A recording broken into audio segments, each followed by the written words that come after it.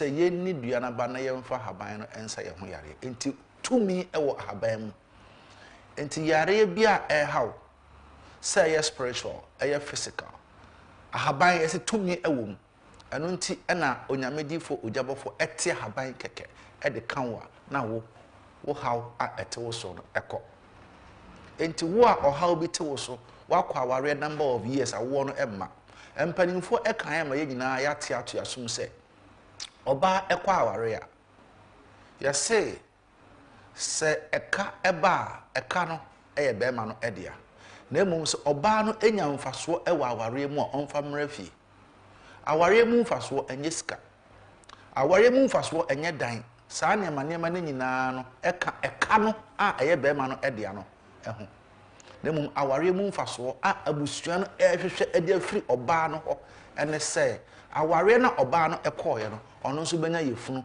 ɛde awoba nti ɛba no abɔfra na ɛbɛpie ɛwɔ aware no mu no ɛno ɛna abusua pani ɛtena se agye aware no ɛka sɛ wokɔ aware a wokɔ yi ama nu akɔhwɛ mansa hwan aware na wokɔ no ɛmfasoɔ a wobɛnya ɛwɔ aware mu no fa bra fie aware mu mfasoɔ no ɛyɛ ɛba na abusua no ɛhwehwɛ afiri hɔ no sɛ aware a wokɔɛ no wanya mfasoɔ bi ɛwɔ mu ɛde aba fie nti saa ɛba no ɛna abusua no ɛhwehwɛ afiri hɔ nti aware mu mfasoɔ obi obɛka sɛ yɛ sika ɛyɛ dan ne nyinaa no ɛyɛ ɛka a ɛyɛ bɛɛma no ɛdea nti aware mu mfasoɔ a abusua pani ɛka kyerɛ ɔbaa no ɛyɛ ɛba no wonya ayɛ sɛ fa bra fie na saa aware na wokɔɛ no saa mfasoɔ yi wonya bi watena aware no 5 6 7 8 9 10 years still aware mu mfasoɔ no wonsan kan ɛntena hɔ mfa wonsan hyɛ wodam fa tu anamɔ na kɔ abisa na nneɛma ɛbɛsesa ɛde ama wo ɛno nti ɛna mɛkamfo nyamedifo ogyabɔfo de nama no pɛ sɛ bra na ɔhaw na ɛhaw no yɛnte haban ɛmfa nkan ɛma nneɛma ɛnsesa ɛma wo nso so wani ɛngye ɛwɔ aware mu wokunu kɔ a ɔbɛba fie esan so ba nkwala wo ho no mbedi agro nneɛma ɛbɛdane ama bibia atumi akɔyie enti fanyamedifo ogyabɔfo anopai na je direction ɔkyena akɔ akɔhunu no 0248 19 2007 ana 0248 29 2951 ofra obeje so na enkomo bia ho bia nso so no ɔne obedi na onyemtunun ɛkan sɛ yebeto hosana na hosana no wonso so obeto bi ama nneema adane anapai memwache emwakwaba edo eba morning voice jumadi eso yefra me Kwesi Fokuo Kudom begina ha dane me ho eba sisia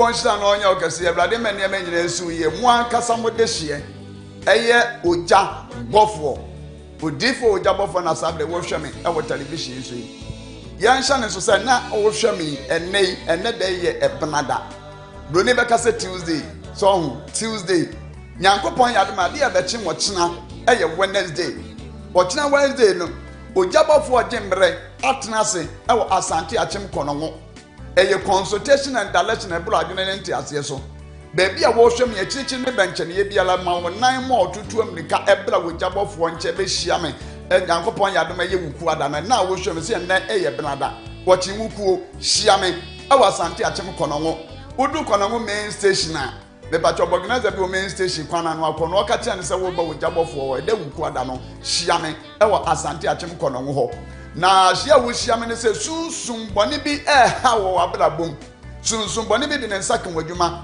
sunsun boni bi didi wo nsam wo de nsaka wo sikasam wa bra bo nyina ye kokrohwi ase obi hwe me ba de sam wadi emfinhia makomako 50 years but we need 50 million obi edi 70 years we need 70 million obi o 30 years we need 30 million obi anya 80 years we need 80 million e yesunsun bone ana ekutia wa bra bo ana bra be hia me nyankopon yadom a eye ochiwukuo anopa me pato fiti anopa kosi anwumre ba 9 ansa na mepon akirikyiri ne benchene ye faka na bra kono mo main station obekọ na main station and before aka ne bewura main station inside no organizer bi okwana no wa aka kire ne se wo bo ujabofo ho me ma no eda ye wuku ada enne bna wo hwe me ade be che ochina wuku no me ma ne kotra organizer no no mama mo amofre chirichi ne benche ne ye ba no me ma ne so wonsa ede wo bo ujabofo no no aso obekọ organizer no no aka kire ne se me ko uja bofo ho me ma ne de obeba no wuku ada na me trans no ye sunsum djuma bi te say adjuma se men ko yie ye hwe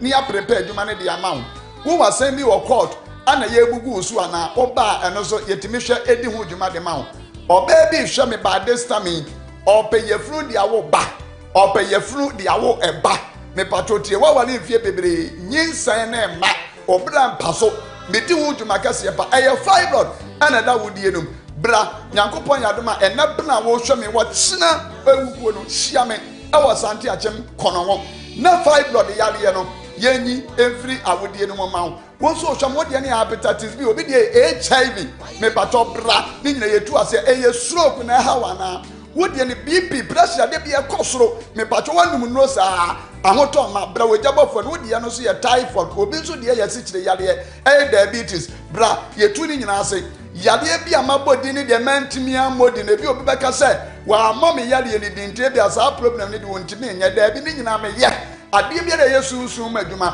problem ye wo hawa de oni pa bi ala bla boso no o de ba wojabofo no ma me di hu dwuma eye wo chi wukuo no bra na awurade mfa me so emmoa wo wa wale sem na enko yie sister minim se wa wale na ye bi si basa awale sem no aye nkukruchi ase enyama daniel sinitrase daniel butubra wojabofo na wale ni yensiesie ma wo so de ye promise and fail sigedie abla bobi ne de ato so me pacho bra spiritual knowledge pa na how wotsina me so wotsina ye wukuada ena wo hwam na ye bena da wo ena bena ochiri wukuo ma onan ama oto na solo waka ema entra fa akona mpanimfo sa wotra fa akwa wote wade yeso ma nan ma oto solo waka ni memra me hia da ochina wo so de ne ya kwantu obi na ada wade usika so wade obetu kwan wontene nka bra ne ye ni sa adwuma ni nyina mfa ma bie bia pono mfa ma me patrotie ohia eya usika sem nko yi a abrante dadwene no hawade abeto so no enya sam koto akra bra ye nyi sa wo hanin fru so na sika de wonya me ne pa bia Ecclesiastes chapter 10 verse 19 sidi enti ne yesi aduane na afen ensamo da seni ene genesika ana ya de nyina obabi no wi obabi no jot obabi eno monsa wato ensan no montentan waya enko bra be hia me da ekyin wukuo no ye ma kwankyere ema yade ne mfiri wo so ema ensanem honhom ne ntumfiri oba ne so na oba ne wonto no wosika sem ko ye bebo obi onma woto aye nto sika na beto ne sama ahye oba bi ne ku atena se abobra asase na enye enema enko yie nanso niama be ye yie ma oba ma no wanyu ba ko ahye wonsa wo ba ye den haban ene nubra enuham ane ye de ye adwuma ne srade hwan wo ba ye keka haban bomu a ye de mu akwankyere ma niama timi aye yie ama ojabofo ba kono nyankopon yadema eda etina ye wukuada mese na ye benada wo hwa me nei wukuada tuanamon na ne memra mehia wachi wuku e wasante achem kono na aba your life will never be the same nyankopon chia no nka ho peace mo just say shalom bye bye.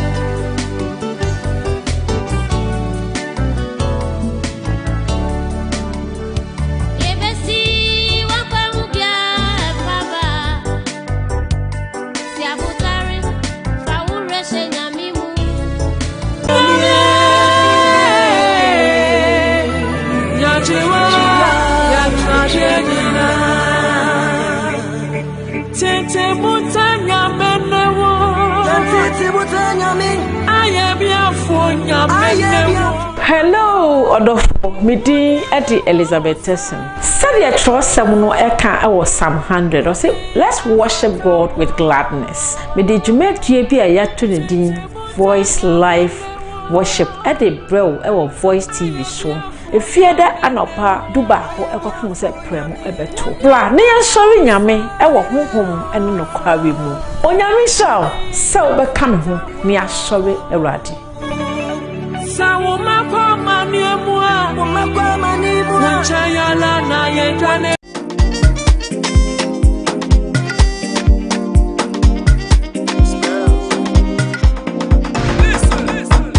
oh my darling oh my darling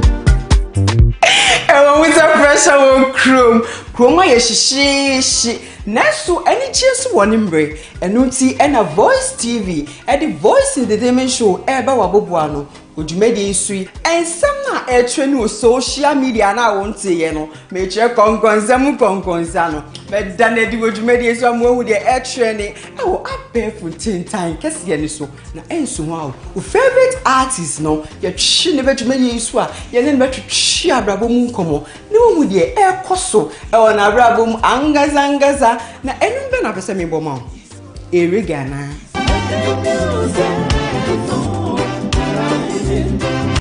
life ana maya tanka mabusia fuwa watejeme susa ohinemba gospel ana me show boss say me boma ododo na efieti be dede enu ti shiame ajo fanta ejuada ekopi mi fiada abra abo 4:00 p.m. e Voice TV so Voice TV entertainment show ana eje spending money like colo, even the bit they colo, tunes are one day. The country where I come from, the truth is ironic. Just like animal farm, justice mean inequity. So who go say the truth? Who go say the truth? Christian can say silence, Islamic leaders silence, kings and queens silence, traditional leaders silence. So who go say the truth? We are them go guys go confuse the call. Now by area why no better. We are them go guys go confuse the call. One guys yeah why no better. Who go say the truth? Who go say the truth? Oh, he need it now. See what I see so. Now your friend on a night come asem. Only papi obeka na sembia. So I want to obet you too. Everybody was afraid. Nuntina nantuma kotiti ajenai. Once na bodom pin wana nachi. But who go tell the truth? Nanai or say me. Nanso biam peso beka wasam because everybody is afraid. Anya safwe muayini. Akukudro for nyina dalima. Who go say the truth?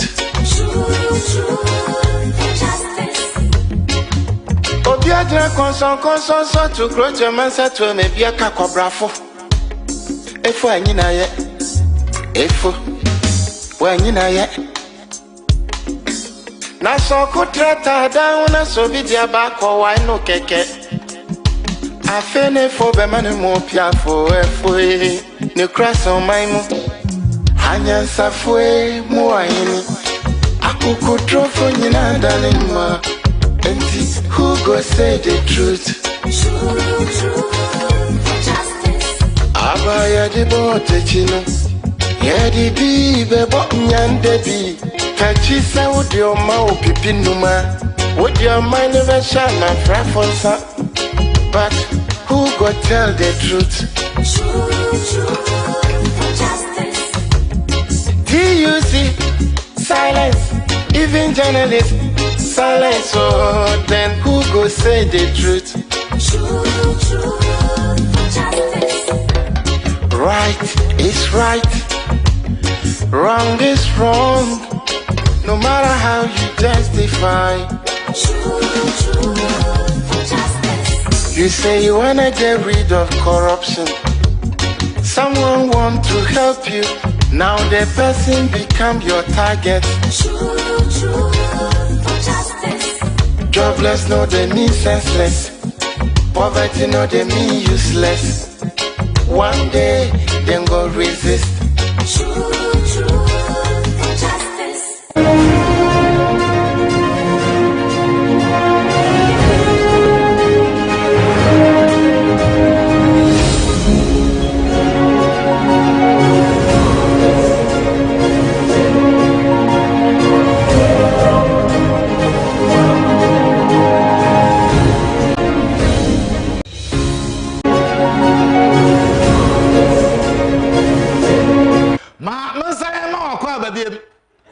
Na mema waso ente se etrenti ye de ye nyae echesoa nti ye dia fatu ya wo se adwuma no ye beye no eno a na ye no nokure eye ba ko pe and it will always stand esan se nokure da ho na wo hu na wanka sa na wo ye mamoyefo na mempese ye be frem mamoye ni nti ana dada nyina no me yema dwen se mema wo hu nokure no na nokure no ate wo afrinia enni ense emfata ehu na ma won so watumi aye wadwene ye no wabie wani na wo hu the way anema esi ekro ewo Ghana ama won so wo da toto nema ho ama wo hu ne wo se wo ye isanse oman no eye me na omienu edia ene ye dia ma kete kada na do danko akufo ado so hwe so mayen but ensema ebi mu eka ya mana akwa yese na nado danko akufu ado to me nyankofo eka se onyaade no akwa aye no kure na his excellency na nado danko akufu ado wan hwe yi a somebody will see him as the worst president Ghana has ever had. Eya de mu adne to Paul Biya eho. But me mfara na do danko akufo en to Paul Biya ho da. Isan se Paul Biya akokura be 90 something years. Or to Switzerland. And all the people of Cameroon. To the mfano ento chain. Because Cameroon, your mind, or French. When you go there and you speak English, one here they will gun you down. And here in Ghana, we are free. We say everything we want, everything we like, anytime, anywhere. No one will gun you down. Even when you speak a different language where nobody understands, nobody will gun you down. So Nana Danko Akufo-Addo has a plus somewhere. Na mame no wo enni nkomo ene yanhwe ne yantim firi ho sa obeka ya on the 6th of October ye wo ma end ene 6th October 2023 and IMF for ebe press conference wo Ghana ha na sa press conference no na wo mo ede enema tudwa na wo mo kire yen senia omano enema esi atoto to yie ama Ghana ye program ye ne IMF for kokoshe ye kwakoje 3 billion na omo edikan ama ye mo 600 million no kura no mpo no ehon hyehyɛ ne niema sa press conference na se na empanimfo twetwuru kokopie mu ewo honom ebi ene kan ofori ata ebi ene Dr. Ernest Addison, the governor of the Bank of Ghana, and my own brother Kojo Oponkroma emceed the conference. Na and some do na a call ase where even the IMF for no krano or more a praise or mine a trail say niema egugu na kwamo ededa year we are on a path of sustaining good things yet to me asheshe ewo oman emu na nsɛntwerɛfoɔ dodoɔ no nso kɔpie aseɛ ɛma dodoɔ no ebisa nsɛm ebi ho nsɛm deɛ yɛma the finance minister ɛdɔgye. Now I remember there is this gentleman by name Eko Moses and obisa a question about the Ghanaian economy. And obisa about how a nema esi eko ewo Ghana ha say oba down na o tietie nsema nkrofo eka nanso wo de totonya IMF for eka no ho a two things all together. So I said no one more end to me and no. Now after the conference and I found no IMF issue almost statement say Ghana your economic policy no strong. There was strong economic policy and a reform commitment no ejina improvement in the fiscal and external position. And a sign actually be about signs of economic stabilization, among many other things that the fund is known for. Now, one more ma ubia be who say Ghana and Yama Eday. Now, data a free Ghana Statistical Service about inflation and yet things were bad. Enti time IMF for air kasa about economic stabilization, improvement in the economy, why about the Ghanaian economy no. Na ya inflation baby na enye.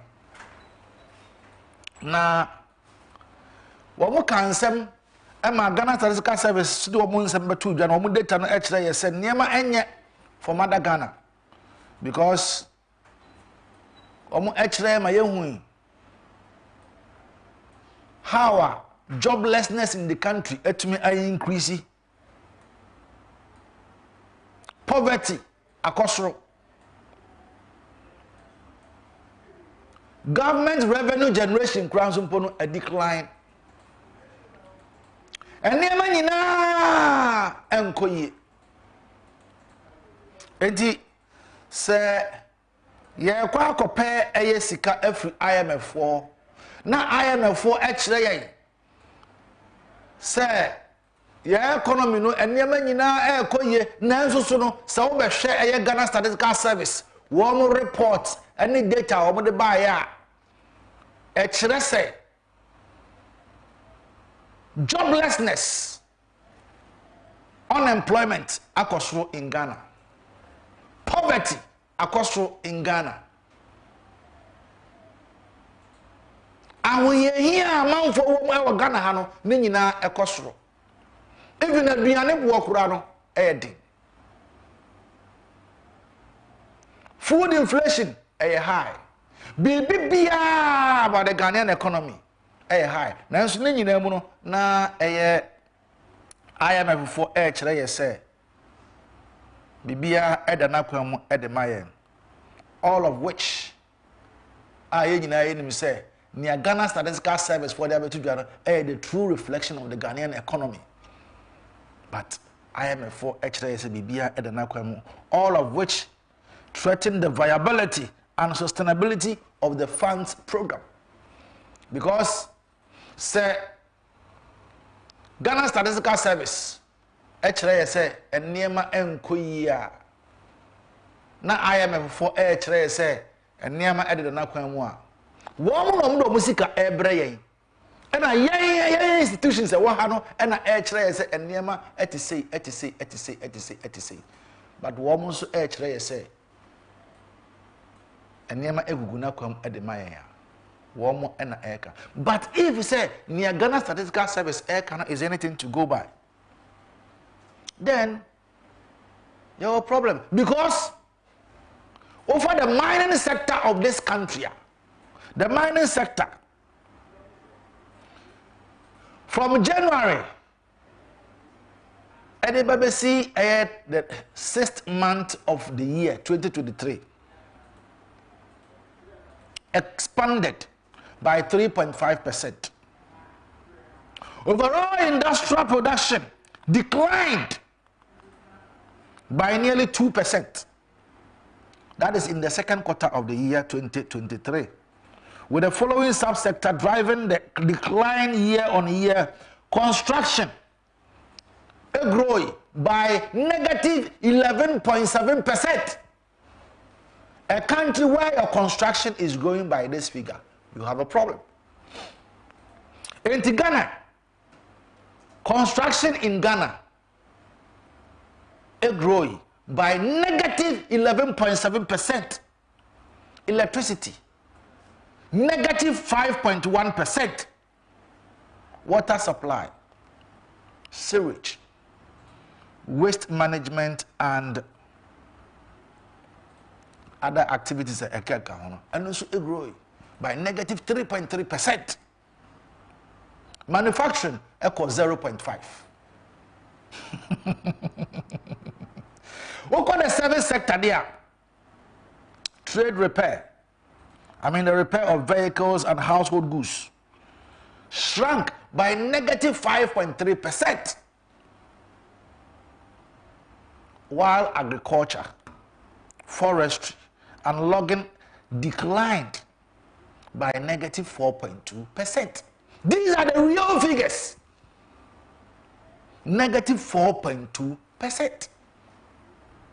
So everything in the country is declining. The first quarter of the year was worse. And then another than Kwakufuado, where we have all these economic messiahs, economic wizards, and all that. Enema Nkoye. The economy is not doing well.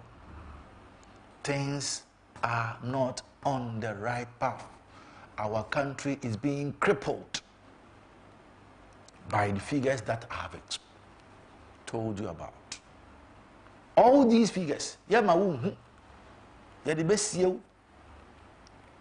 you have the knowledge and the mindset, sit back and analyze things, you know, say no, things are not right. In Ghana, see your figures, the first 6 months of 2023 was an industrial disaster for Ghana. Disaster. Industrial disaster. Manufacturing. And yet, because everything in Ghana, yakra ediba. So what is being manufactured here? Small thing. And it grew negative. And a country where all the sectors of the economy grow negative. No? It tells you where we are going. Former President Rawlings will tell you we are going down the abyss. Amena donko. Enya amena bia ne fe na amena donko. Ye wa amena donko oho. Ene ne fe na abyss no. Amena donko. Anu mu ne ye kwa kwache sisi as a country. But ubeka we nyina na ubehwe na ubebisa ho se adenti and the industrial core of this country, it is not improving but rather declining or imploding. Someone will attribute it to the Ukraine war. Someone will say COVID. It is true. Say yare no ebebe bo ase. COVID ebe ha o man no. As if say ye nko a na ye the only country COVID e ha ye we ase. But these are the real figures. IMF for betena ho a no mo sing praises. But when you sit back, now first I hear no at the ball. Now be some questions so as to why every sector in the economy is going negative, but rather IMF is praising. It should tell you something. If the IMF is praising Ghana, say you bet me achieve economic sustainability, economic stability, economic wine, but rather data from the Ghana Statistical Service, will say a niema enquia.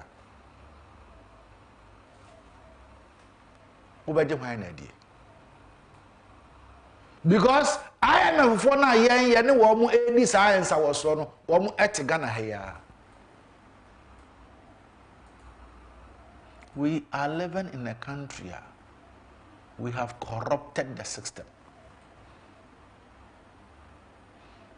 Until everything is being corrupted. So the books are omano ewo I bet me are presented. Ama I am a for asheb and who's a nema aircon. We will corrupt the books to make it look good in the eyes of these IMF people for us to make the money. But these are the real facts. Mining sector, it grew negative. Manufacturing sector, it grew negative. Agriculture sector, negative. BBI in the economy is growing negative. But in Penninforma, one may catch us BBI and an acquaintance, they are COVID and the Ukraine war.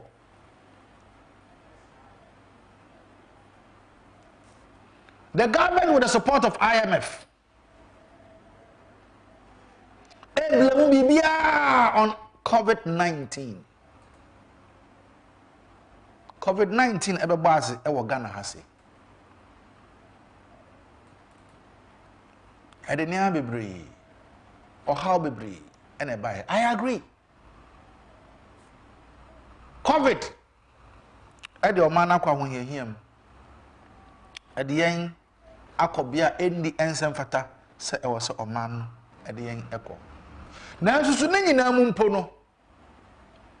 We made something out of it. But bibia e beka bia no. They say a COVID, a Ukraine war, a COVID, a Ukraine war. Is Ghana the only country in the world? This COVID-19 Ukraine war affects Yana. Maybe so was more. Me say Ghana enkwa na the only country COVID-19 and the Ukraine war affects Yana. We be because Dabi and what can Dabi nso who answer no no criminal we are not the only country. Even Wuhan COVID-19 we are saying nyina se eho na efri ebaye no kokkohwe omo etesen ene me say Wuhan eho nom etesen ene uko Wuhan ene me no ekase eho nom mpa ye se COVID-19 eho na efri eba wi ase nyina no eho etesen ene Ukraine, Russia, womuntokwa air coastal. It is affecting many countries. Ghana nkwane affecting yana. Ade ntina yankwa hade ye bibia no COVID Ukraine war. COVID Ukraine war. The government, with the support of the IMF, has been blaming COVID. That is to the limited extent. The Ukraine war for Ghana's economic woes. Into how we are saying say COVID-19 and the Ukraine war. We are saying all these as if we say Ghana nkwa and a COVID ebe high, Ghana nkwa and a Ukraine war high. Yeah, my would no. One more experience COVID. The Ukraine war is affecting them. They are doing good.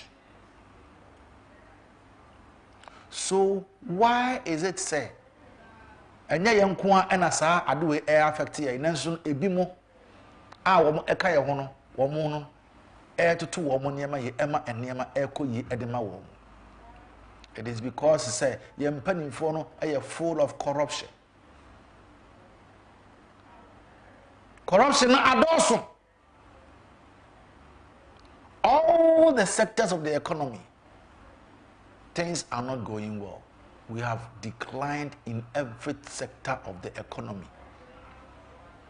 Negative, negative, negative, negative. But we rather blaming COVID-19. COVID-19,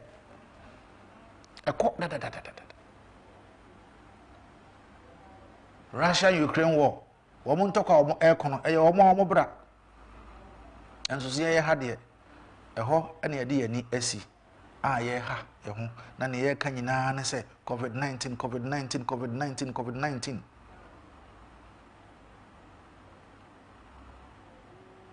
Somebody can catch it. Me say quarterly bia no enema enkoye. I mean can show. Quarterly growth in electricity. A key indicator of industrial and broad economic activity. It peaked at 20% in the first quarter of 2018.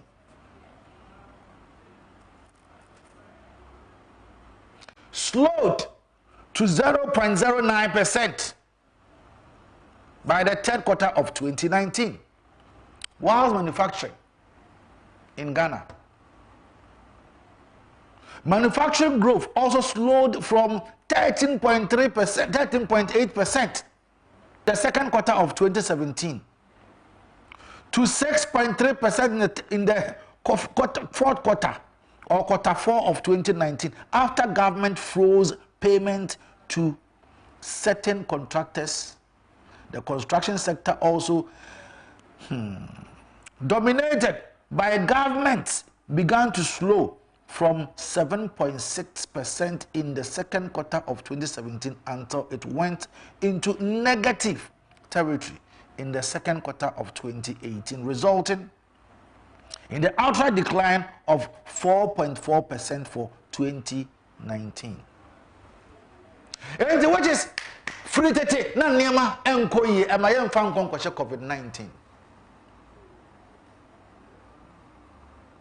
And this year kasa COVID and higher and the manufacturing sector enkoye, industrial sector enkoye, agriculture sector enkoye, and niema enkoye are all these sectors ni nyina no in 2017, 2018, 2019 they were all growing negative.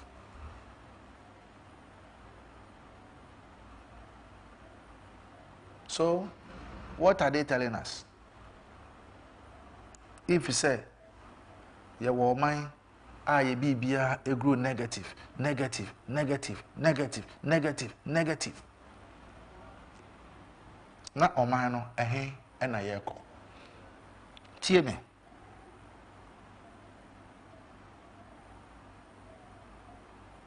So if anything, COVID-19 was a financial bonanza for government in 2020. The IMF gave Ghana $1 billion to combat COVID-19. And eventually, Ghana lost 1,461 of its citizens. Omamba a COVID-19 ekunwomu enono. The 22nd largest loss in Africa, implying about $685,000 per COVID-19 death.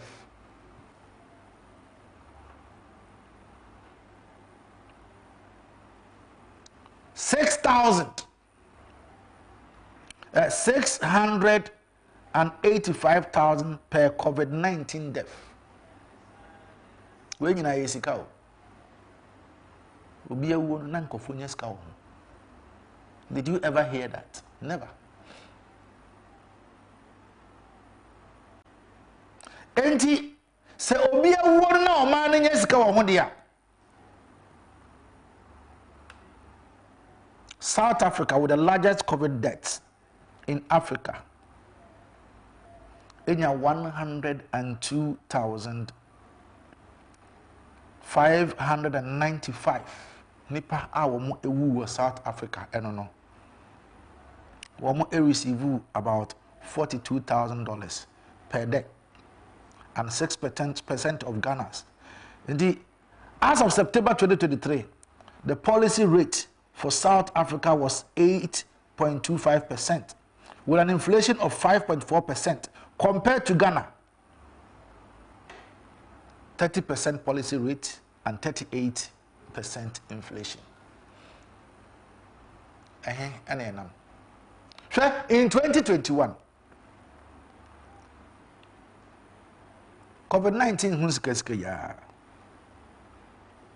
sika amese IMF for the maye $1 billion. $1 billion so for the economic recovery loss from COVID. A figure that somehow was omitted from Auditor General December 2022 report. This $1 billion, no, Auditor General report 2022. I'm a movie. Nti saa nkonta no mbuye ne nyina saa $1 billion ne de amam. Obi afa. Obi de aye ne ho yie. Enti se wo hwe sika hodo a yenyaye. Abra wo mae the COVID expenditure. The report nevertheless stated that government eventually raised 21,844,189,185 Ghana cedis in the name of COVID, which included additional contributions from the World Bank, the European Union, the African Development Bank, and the Bank of Ghana, among others. But the government spent 11 million. The government spent 11 billion. 750,683,059 Ghana cedis. This is about 54% of the total amount, which of the amount was siphoned by the procurement mafias on COVID. And now we're diverting the rest into what it's called the support, budget support. So here in 2021, Omano kwa mwenye mpa abra ne ye sika egu ho. Amanfo e de enjoy.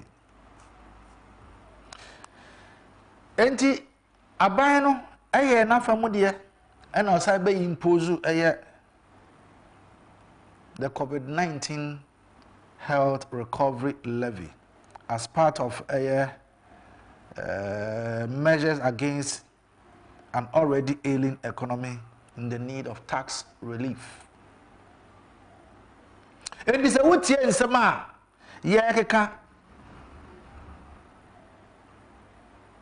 was COVID only source of financial bonanza for governments between 2018 to 2021.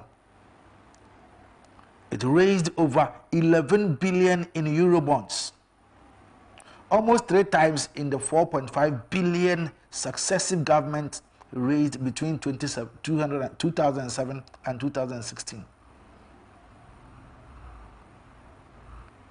Sikadie anado dan kwaku for aban anya bi pa.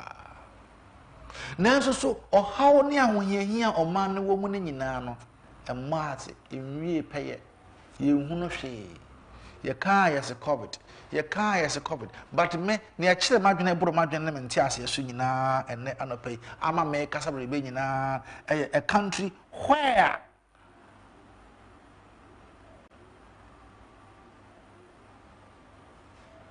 the sectors of the economy ni nyina grow negative. if the mining sector expanded by 3.5%. Overall industrial production declined nearly by 2%. This is in the second quarter of 2023. With the following subsectors driving the decline: construction, negative 11.7%. Electricity, negative 5.1%. Water supply, sewerage, waste management, and remediations, also negative 3.3%. Manufacturing grew by 0.5%.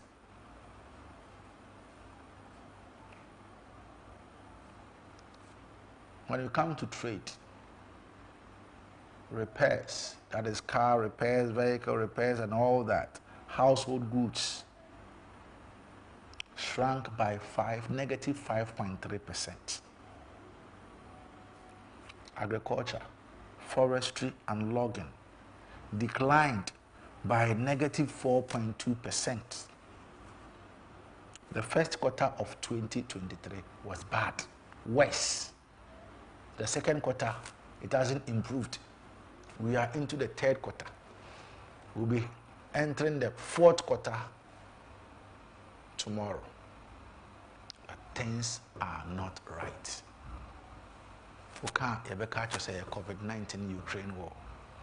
COVID-19 MISICA about 21 billion Ghana cedis. You use 11 billion Ghana cedis. Yade ye ni ose yade ye nyina. Enti you use 11 billion. Ade aye na ose yade ye nyina. Sa 10 billion na ka no ewo hin. Eno ene ya allocated to budget allocations, budget support. You the support to which sector of the budget? And edit this very amount, 10 billion na a year huno ediko share.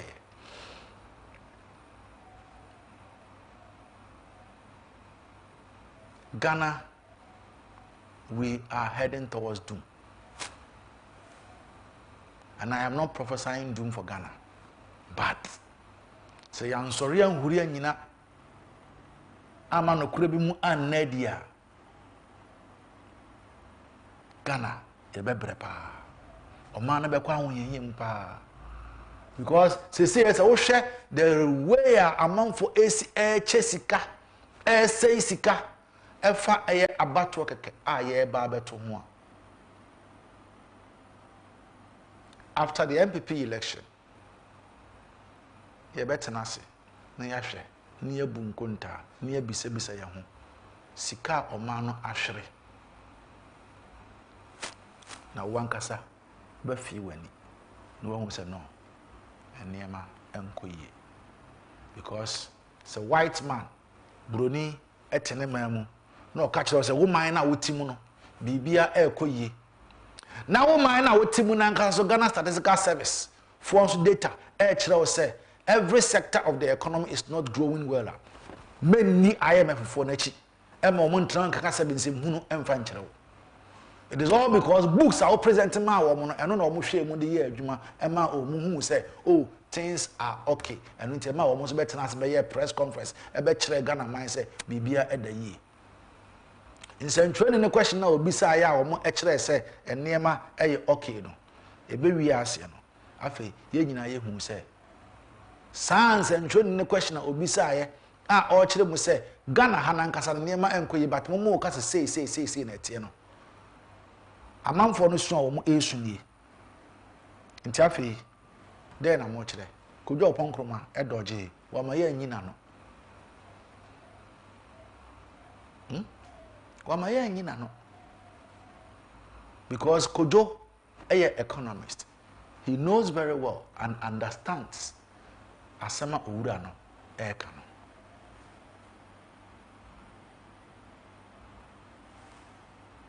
nti afei na akwakoye enada because se see say what Ghana ha na IMF for eka kire se oman no enema ekoyi Ye base.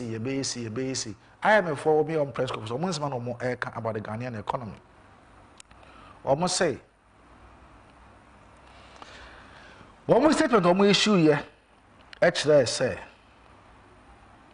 there was strong policy and reform commitment. Improvement in the fiscal and external position. The science was science of economic stabilization. Into one more eto nyom bebre. Sa enyoma wo mo eto ye ni nyina no eno na data if Ghana Statistical Service ebe confirm mo say an economy in distress with its industrial core in meltdown, potentially resulting in growing joblessness, poverty, and long-term loss of government revenue, all of which threaten the viability and sustainability of the IMF's program. Enti, se Ghana Statistical Service, to me, I can't assume way at the Chile Ghana Maima. Na ya nusu ya dwen na ya bet now na ya di IMF achia IMF for no de wo mo baaye no books mu no mbehweye e na wo books e de church wo no e kire wo mo se bibia e da na kwan mu nti wo mo ne aban na tena ase e di nsa wo so be 2 weeks no aban no ama niema a kire se bibia e da na kwan mu because aban no esan epesika foforo e de free IMF for no eho ye de ka my first tranche of 600 second tranche no ebeba enti first tranche na kwan aban no fa so spend this scan nyina no o ma ne nyina look good to the IMF, but over down this is what the Ghana Statistical Service is saying. IMF for say bibia edaye ye beginning economic stability we are on the path of, but the Ghana Statistical Service is saying say a nema a econo a lead to increase in joblessness, poverty. It is all my na omama no enye adwuma anye.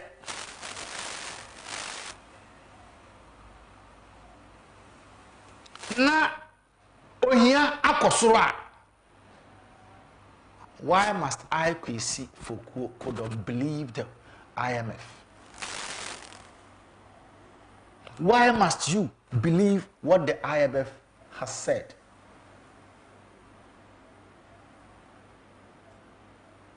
Why must somebody sitting somewhere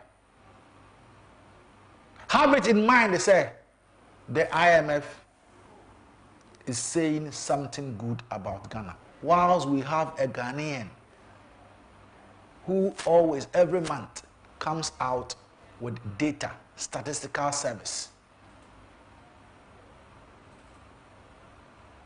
One ever made the true picture of the Ghanaian economy. Me, I will follow the Ghanaian. I am a Ghanaian, and I believe in all what Ghanaians tell me. So if, say, the Ghana Statistical Service is saying, say, poverty akosro, joblessness akosro, these two things must tell you something. And offer data now, it tells you, the mining sector expanded by 3.5%. Overall industrial production declined by 2%. A decline, yes, it declined by 2% in the year 2023. That is the second quarter of 2023. Construction declined negative 11.7%. Electricity also declined negative 5.1%. Water, sewage, waste management, and also declining by negative 3.3%. Manufacturing sector, a bone, negative 0.5%. The service sector, trade, repair of vehicles, household goods, it also shrunk by negative 5.3%. Agriculture, that is forestry and logging, it also declined by negative 4.7%.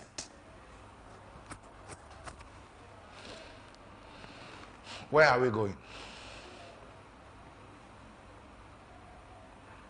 We mu and the airbo or man who buy.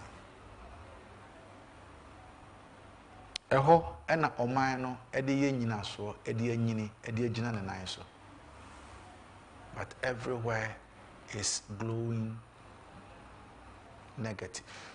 It is declining. So if it's any a decline there, where are we going? Where are we going?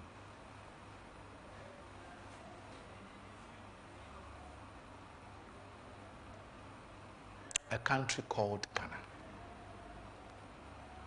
A country ye wo bibi biara a ema oman etumi editu mpon. A form agudie a Ghana ye wo nko ano. Ebro 46. Natural resources. There were more than 46. Because I work on your timber, your bauxite, your manganese, your gold, your diamond, they name them. I said, what about lithium? You true oil. Bibia ema oman etumpon. Ghana, you want in abundance. Nanso so no. Ahokyere, ahohiahia, or how and a Ghana mimba echo. Is it a matter say a mismanagement? And I say a dear pa and a problem. Elijah, play me this very video. Yansha video in a yamra. Na yantu ankomo no so. I ma ko tia 20 million mi wie ye. Obetia bi ma me. Wa metia oba wa de wi. Politicians no money be a problem and so money. Amuni ba papa le amuni. E den no me mo money. Amuni be di kwala che. Amuni be ko mu jo special. No ma ko di le ye. Amuni na mo so na mo ndu so bu ya pampa. Yeah, they are more. Every 4 years, yeah, you better get me from us. I got to be. Yeah, better say, yeah, yeah, so I got 4 years. Yeah, brave for another 4 years. Open ya, the Virginia was self-contained. Wait, one car. Media, none of the amount. Open ya. I know they would do ya, me, answer. Oh, you want them, you. I never jump at you. You see, I was saying, and before this, I found Ghana, and the end is from Ghana, near no president. Obian Sullivan. And then the same promise. The same thing. The Kwesi and Nakogata Babe. Where the has a way to Swan ye. Where the has a way to Swan ye, maybe my man, Papa Wabua. It's a common idea. And Kagana and to Abba. There be so calling Naya. No, be an about messing. I'm about to be 18. I'll back what was what it is. Oh,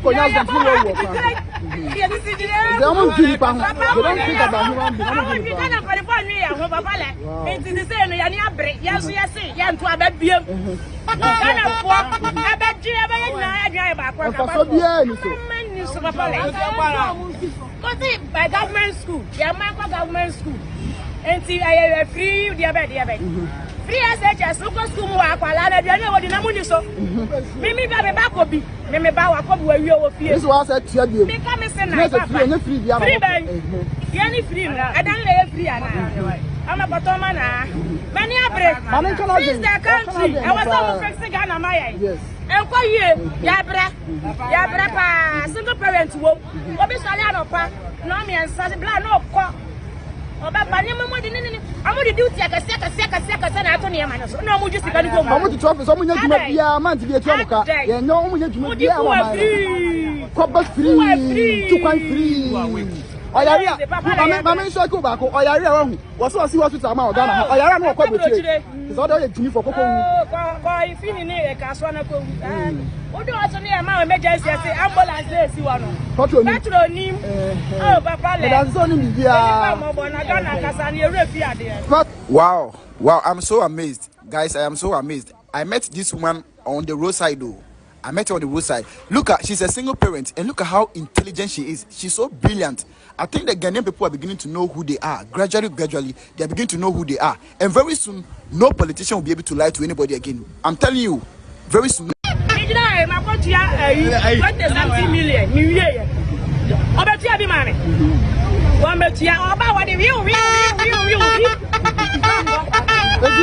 Politicians normally me a problem and also money. Papa like money. Then no more money. I'm only ready for that.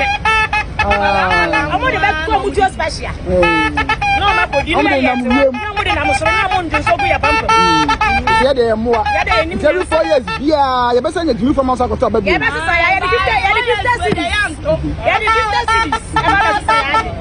I got some 4 years. Yeah, for another 4 years. Wait, one car. I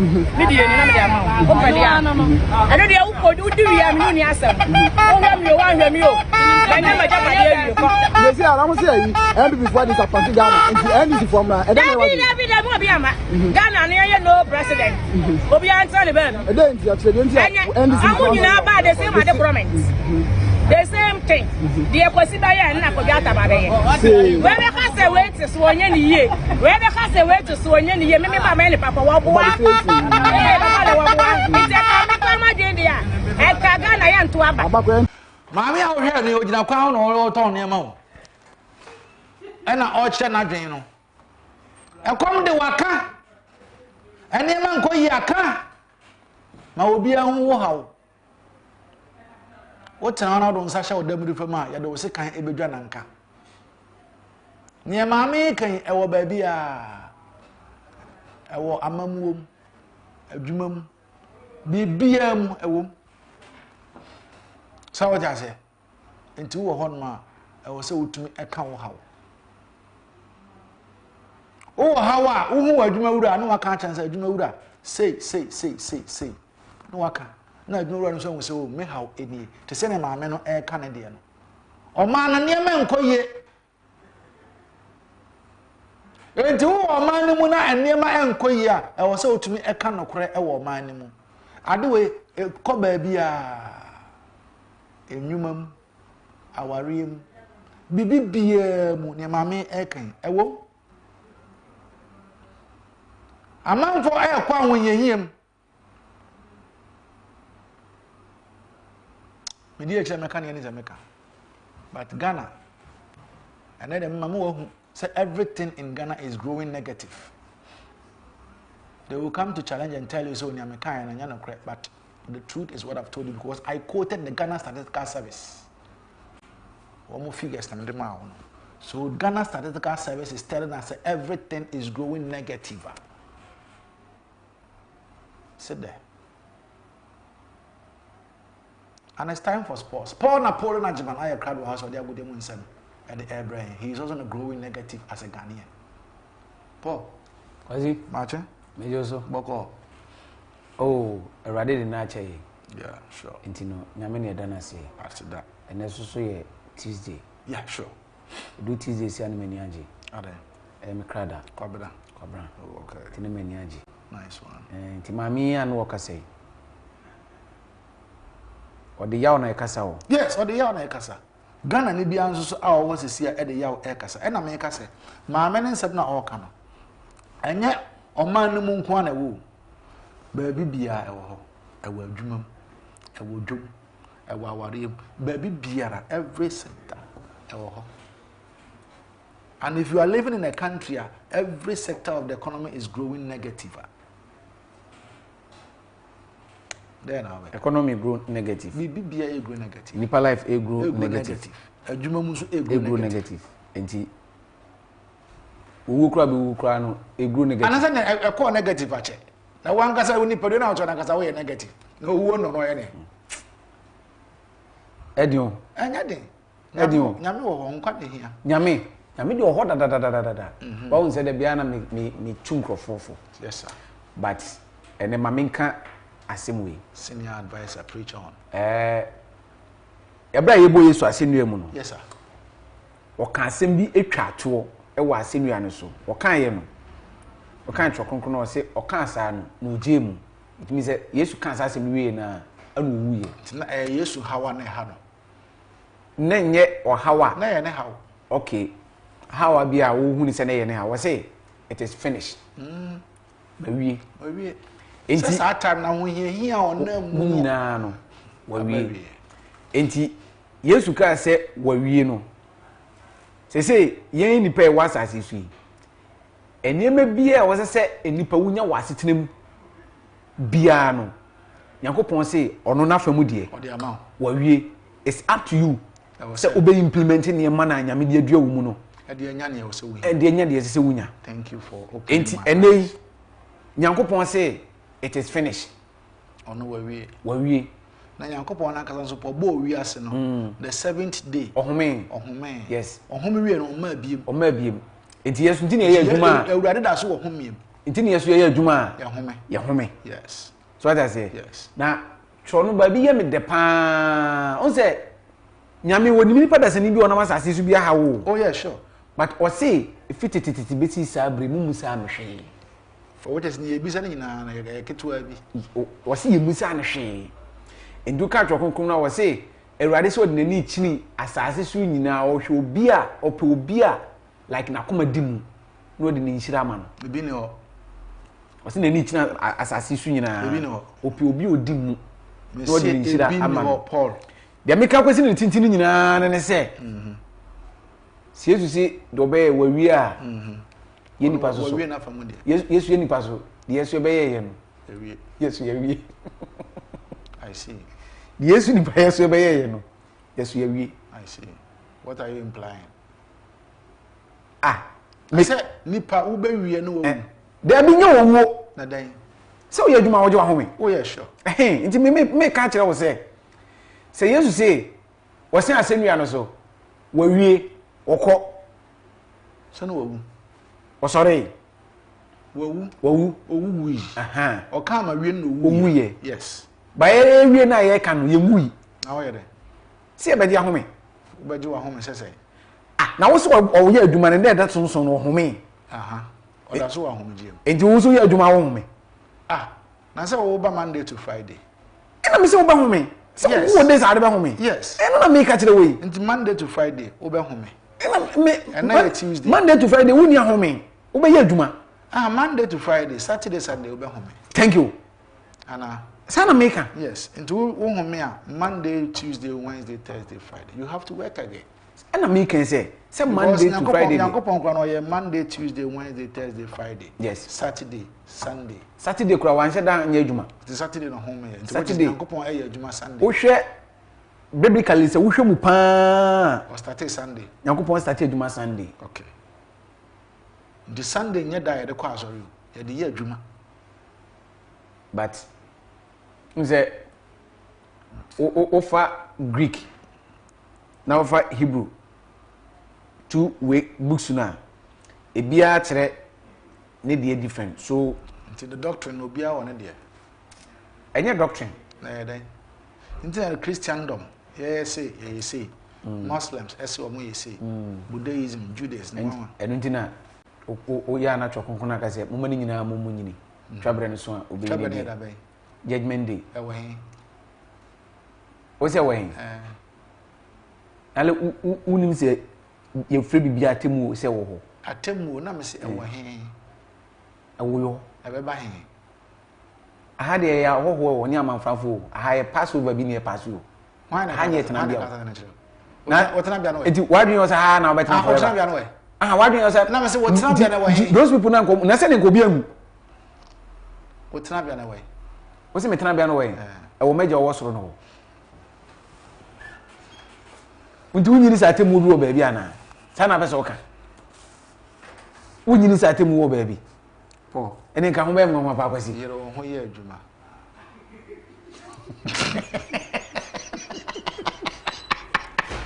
What do I say? Report they want say you. What do you like, sir? Because I'm Muslim. Paul, me say, you know who you are. Yesu beba. Pesika. Yesu beba. Hold on, listen to me. Yesu beba. You know who you are. Eduma de see Pesika. Sika nso ye pe. Enjoy life. Ye enjoy. And forget it. Forget what? And near me say, and judgment day, na why. Ah. Enjoy life. Me enjoy life. Life is short. Na me forget it then. Huh? Me enjoy life. You are me forget it then. And try and save something for Obano. Maza. Wasi ye ya hoho ni amanfran for wasasi so. Edu baka chem ze. I know the way then I be. Yes. I was so wachi atem ho. Why na ebu na time wateda? Why na ebu na time? Wasi wan ebu na time? Ma wote owu ya ebu na time wote. Na nipa no ko e wo ma e be no mahusie. Ewo ho. So who told you that lie? Enye lie. Ewo ho. Ewo ho. I believe everything be what kunku be am gidi. After that judgment. Of course. You be judge way. Wo se be judge way. Ah, wase trapia pi wo meja fie sente sanka manka man kire mo se mi ko sese ba bia mam na mi wi a mesan ba na ba fom akoba bia mo ho no. Bible. Na de na why na kan? De na kan. Why na kan? There be sentence.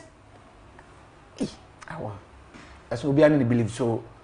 Me a Christian. And yes, me obi an believe. Who you Christian? I am.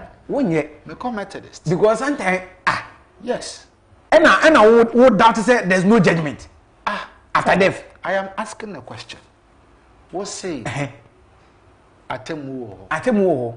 Na me say atemu ni. Enunti na say papa o boni o ni oyeye no. O ka Revelation 1 mo a. We say papa o boni o de odi ni padua yeye no. Enu ho atemu na akwakobu. Enu ho atemu. Yes na akwakobu. We say papa o SCT we say papa o boni o. Natural revelation. What's one natural revelation? Paul. For natural revelation, yes. And Paul or throw books, you say. Books of Paul trade the doors of power. Books of Paul trade the doors of power. Okay. Romans Paul natural. The Bible, a moon sem nina or nina no more by my kind. What's it? Nina no more by my kind. Media, whether a nina and I said nina no. Near me who and I said there, sa 66 books now, a watch or crun. Everything be woman piano, Mijidi. The Bible no. From Genesis to Revelation. The moon 7 in higher cron. Of course. Allow me say a moon 7 in higher cron. What's a moon 7 in higher cron? Yes, my enemy bizarre was wound Indiana. Maybe a question that way you mean. And I'm some bizarre question. You can never ask me a question. Why? No. Mine is to ask you a question. It is a watch. I'm bizarre question. Maybe a question. Okay. Okay. Okay. So I say a moon seminar. A moon seminar, Mijidi. Nice one. Men carry be. GBBD. What's this? No crack, I say. No crack, I say. No crack, I say. What was the Bible? The moon seminar. How much matter? Anna. KK. 188. That is me. 442. That is me. Ayo. Elisha dey from pon odi omo chia. Why? Omo mo money. Me omo mo obi anye bone. Omo te ho na. Omo mo obi anye bone. Ka asema na omo twetwe sire. Oh, omo mo obi anye bone. Na say omo kan de to asum. Oh. E to asum. Then omo kan no inside. Omo kan bia 100%. Pepe. Men say that me to mo money information man. No say dey asema from Paul kan ni Elisha kan wonti ye. Ana e bi kan wonti, ana dem kan wonti ye. Men say that me to my money. And say them to anoma ho. En fa me bi sa say anoma be ni abere wu jino na me to anoma ho.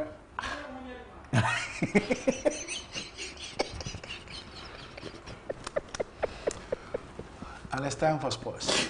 Yeah, ready. Hey. Oh, yeah. Oh, and then there's some no. You know, ballon d'or, yeah, you know, me, yeah. Aha, and small boy, no, so the best. Jude Bellingham. Ono ne de ne ye Copa. Yes, ye kind the youngest. Yeah. Your players are omunyam 22 years no. Ono na ye na as a best player. But amount for so say from Dortmund to Real Madrid in the last season no. The performance or done a deal with Dortmund no. Nenye so exceptional senko timi wini Kamavinga onya award. Kamavinga enya award otoso aten say 4. Kamavinga toso 4. Onya award because he's black. Because Kamavinga ebo chance Jude Bellingham now can say. Ena make say amount for raise concern e wo ho say senka wo hwem kura na ka e wo say koma eye Gavi ana Pedri. Sa two players you know Mr. Kamba Emabasa. Omuno wo hwe World Cup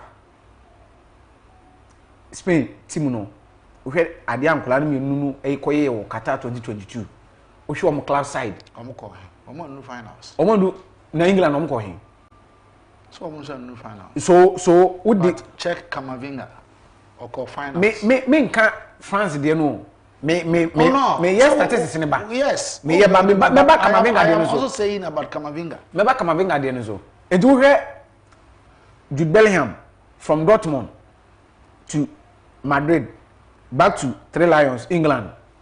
Now we're the performance ni nyina na don the day you choose no as best player. I raise a question mark. Okay. Kamavinga said they're okay. Say be amoka age wise they are fine. But the youngest oh yeah the same category. Good. Or the same only whatever Kamavinga kwan of on Benzema mo fa so. Emma womo eje yes Champions League. And I make say you the same category. Eje La Liga. Obuama France etimi kopie mo World Cup finals. Ono as a player season end ye no. Enema bi as footballer ye bia no. Otumi ye just ultimate no went me achieve but I don't dey no okita medal. Yes. Senka o kan dey in a way me know ya adwin say yes or say either say the ma Kamavinga and I say Abranche Pedro and Gavi and Ballon d'Or say I was say ekomo minim nipa me follow sports and ranado but say Ballon d'Or me te say the ama obi to say Messi Messi this France boy what's the name Mbappe enya me wonwa by am fama no nyiro kroto so 10 good enwa no amanfo so cross raise concern ye ma ha Messi ni asan de ama no enti Messi age no 8 times no problem now akwasi eno kra no eno so amanfo asa raise questions for Messi Paul kanokre aside said Messi e de Argentina age World Cup last year or this year last year okay you this year performance in my the last year omoje World Cup yeah aside World Cup there in Messi last year utumi abira oko France oko join PSG no omo PSG eje omo league no omo ji Super Cup osam omo ji omo wa another league cup bia omo bo osam omo ji obo 65 matches o share 49 goals o assist 30 oko what de eno no to nchen ye wo some awards bia na say statistics ayi bi omo ye o hwe Europe a omo yi na say best player e wo ho e na oko hwe World Cup no omo ko ye na aside odi Argentina 4G ye no ye ni best player our tournament ni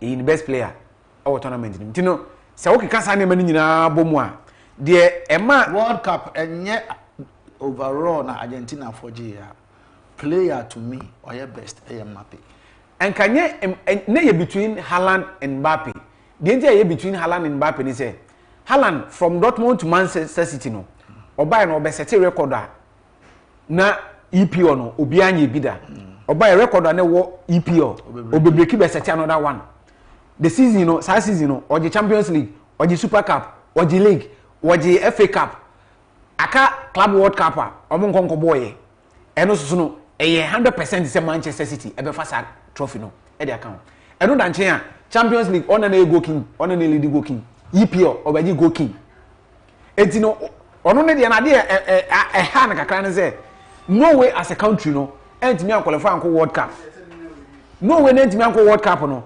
eno na ha abrante Ellen Haaland say Haaland Norway ko World Cup I can tell you say nka bia na bia Messi ko da na dia na say Messi boa man ni country no etimi ko na nim no maybe anko so betimi aboa and akwase woni say sometimes enema bi wa na mfebe nipa bi wo wiase Ellen Haaland yes anema we nyina at the time yakobo World Cup so wanko World Cup enti eno no eko breaki saade na ono enti no to pay your analysis no it is more or less like say bibia ekoye World Cup no ekoye the ultimate yes Messi it me oba club side the Haaland here no Messi here Messi dia want to me anya say want me aba Paris Saint-Germain na anko Champions League no baby ase so do omoko but Ellen Haaland LED ni team ekoje waji Super Cup waji EPL bibia sa season bibia na football bibia except World Cup and when say World Cup also the most prestigious tournament will be a person in football mo amudi football achi yeah and FIFA president ne CAF president ne wine president ne nyina mo nyina even when you go to be a Kobo World Cup in Saudi Qatar yeah wo nyina no obia enya soft spot yeah at the man Messi yes and no dey send me from the one me kan say o hwe even almost semi-final game outboy before we do finals now there is a whole lot of questions that is why Netherlands coach Louis van Gaal Becker say World Cup no mo be born no Qatar no almost planning say Ombe Argentina je. Baby a Messi adru no. Yes. Gradually or be retire from football. So yenye bibi mfa enshene ni monyam. Yes. And unim say Portugal timi ko nanim kakra. Akwasi I can tell you say that Qatar 2022 World Cup no ke be between Portugal and Argentina finals. Say Portugal etimi ko nanim kakra. Enke ko bi o mefa so anko be ye ama Portugal so etimi akwa do semi final na nko ma ko pimo final because ubenya the most world best players mienu a obia edina ne pick Cristiano Ronaldo anyini sin Messi oguso active in football Messi gradually so ni ko whether so active football bia aye do no Ronaldo do no Messi no ho say na make say age wise in football Messi CR7 run 40 sim Messi so na 36 ko 37 and gradually omo nkokra bono ana eba no but Cristiano Ronaldo say on 2026 World Cup obekobi so as we say bia Messi betimi akọ 2026 World Cup no enu ntina me from the one omo first game Saudi Arabia ehye omo and even penalty na ejima Argentina mai omo dey Saudi Arabia no omo first goal no e ma me hu say no the whole tournament omo plan say omo be so omo ye bibi favor Messi and it is true do obi on kan kro football mu okay and omo ye Messi fan de omo ba ka cho say nya wo kan nya no kure but say wo tena chiri na wo assess 2022 World Cup e course o Qatar na wo de kofa Argentina match bi ombo bia from group stage match bi ombo bia no munya penalty match bi ombo bia no munya penalty so that I say omo ne France World Cup finals first penalty GT France free and ekoye country bia I don't think say nkomo baji but hey ekoje enti no me asema Louis van Gaal Becker no na me ne ya na say Louis van Gaal nkwa na Becker there are so many coaches any pundit be bro so ba bontin ka say that 2022 World Cup na e course Qatar ne there it was planned say ye mfanye bibi on say time na Diego Maradona won Chelsea and when me say na Messi so this is the third time one na all try say wo the Argentina be bibi World Cup but you say Russia 2018 or ko final ba won timi anje na France for share ne je so and no 2014 or by Anfa because go share the way Mbappe is carrying no oh yes even to the finals no in see say final teenager and as a young player like Mbappe be hat-trick e bin see here I say one person Ballon d'Or no e kokoye Messi dia and am say Ballon d'Or na kwasi and enye fair because year bi kura na mo de man Messi no so no mo de man Iniesta na so mo de man Iniesta year bi o mo de man Cristiano Ronaldo no say Buffon na nke de ade ne man no on say enye fair me bibi abato wo mbia na Kwesi fairness ni adwuma enye fair mentimi ana me fiti last week ana me te say omo de ade na ma Messi so menua no na me expect anything bia say ye bebo nipa fufu bia di say ono ne de abaso bode ne man but say nka omo so no omo ye fair dia nka we say koma Haaland ana say Mbappe en unim Messi eje say award ni we no Kwesi okan bibi we say wajidi say one day Mbappe ana Haaland eba beje say award no whereby how Messi kura unim say award na de man na nyawo dia sa ne Ballon d'Or na waje to so 7 no sa ye no so mo de sa award no de ma Abrante Lewandowski wana na se nke de sa baso bode de ma no ana ma no ya sa two players na ne but ye de command Messi edi Messi ni de ase Kwesi se yeso hini ba ne de papa cha se favor no pese mo favor Messi di no mo ye sa de na ekoso de Messi ni bobo no doubt oni bobo Messi ni Cristiano Ronaldo you can't compare them because on the field of play obi a wo de oye the Messi ben Cristiano Ronaldo tumnye the Cristiano Ronaldo so ben Messi sun tumnye enti me ya na me hu say am for debate about these two players here ya no mo ye nwa so mo debate because esun obi aru obo esun obi adwuma we on the field of play Messi ebetimi atwetwe Cristiano Ronaldo nim say na esi twen but Cristiano Ronaldo de ne say odo betumri ko be hyew bo ne be don ko do be hyew but Messi mu ye 10 obetimi atwemu nyina abom into enyepe obi a woni de wo ye okay ha e say talent Nyankopon de amaye ebia wo de aba emi ntumi nye me so me de ama ebia wo so ntumi nye but ya na me hu say am for years debate na sometimes I find it difficult to understand them say I didn't know omo ye that comparison okay me je ma we bonnet tawni yanko yani Kwesi enti no ye Kwesi ya ne say omo de Ballon d'Or ne de akwa Messi say omo huru Cristiano Ronaldo koko but we dey Cristiano Ronaldo still we good no doubt Messi good CR7 so good but do baby on my fairness any adwuma abusan for braso safe ya no pay tibete bobo anu ne yemfa nyina mfama e voice television so na me hye nsem na sem fama dia me hye ase dia free bet power Premier League Nyankopon ya adoma medication ebeba so ochina na se ne fixtures no esi etienie ochina House of Folk etna fie e wa Accra Sports Stadium woni Mediama Sporting Club ene de hye so Nation FC etna Abrankese no ne RTU so e de aboso e wo ho no enu achi no Dreams FC ebetna eye Theatre of Dreams e wo daw na oni Brekum Chelsea enso e de hye so no mo na Najima Badu Park e wodoma Aduana Stars any channel bofa kwa another local derby ochina no be hye papa sanso na okokopiem e wo Ali Muhammad Sports Stadium a eno eye Kara United any Go Stars any Asia na ene Samates e betena na Nansenche Park na oni Legon Cities enso e de aboni e wo no mu sanso na okopiem na Nafosu Gi Abo Park a eno eye Bechem United any Great Olympics ene de hye so no mu na okopiem e wo Instrataman Force aso e ho no mu nei omo we kame club ya Kumasi Asante Kotoko ana Accra Sports Stadium no Accra Lions any Heart of Lions na chese another local derby susu a eno so eba so eno nti we bet power Premier League match day 8 midweek ochina ana games ni nyina eba so a ede won nsem so ede ema we na no pay voice television so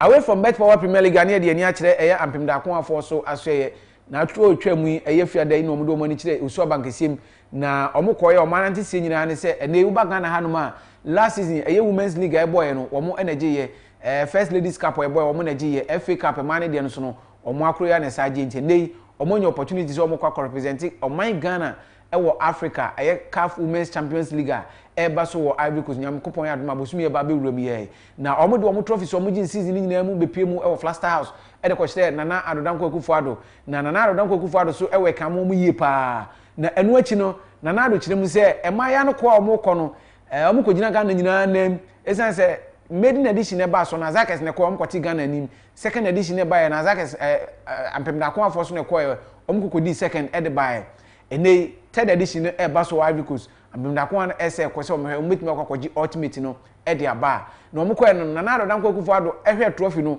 wanhwe ne sa keke odisika botina 500,000 Ghana cedis e de mamaya ne se monye na Africa mo kono mo fa nko ya hunsesie na we enye encouragement se de mo kwa mo betimi akwakoji trophy no atumi e de aba nto mo kwa no sika o mampani na Nana Adodanko Akufo-Addo ma mo 500,000 Ghana cedis a ye de amampem da kwa se o mo fa nya hunsesie enko eye CAF Women's Champions League e ba so e wo Ivory Coast ye fi ampem da kwa fo no ma na ye de ani a kire eye Accra Fokuo aso eye na no memi dai o mo da o mo ani kire eye dance park ani bibia ni Go Stars e de ko hye so na game ni ba ni we no 1-0 in the PM. After the game, and a tripen a year Martinez Copama and Yabuzan is a coach.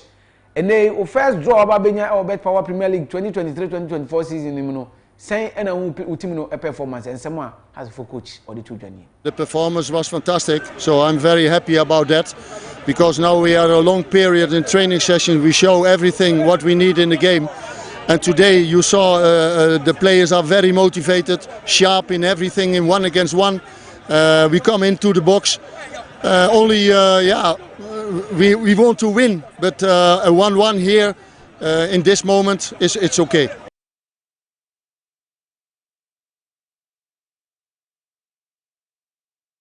We and then someone has a full coach. What the two after say Okonya 1-1 ewo eye bibiani enano meminda etwam no.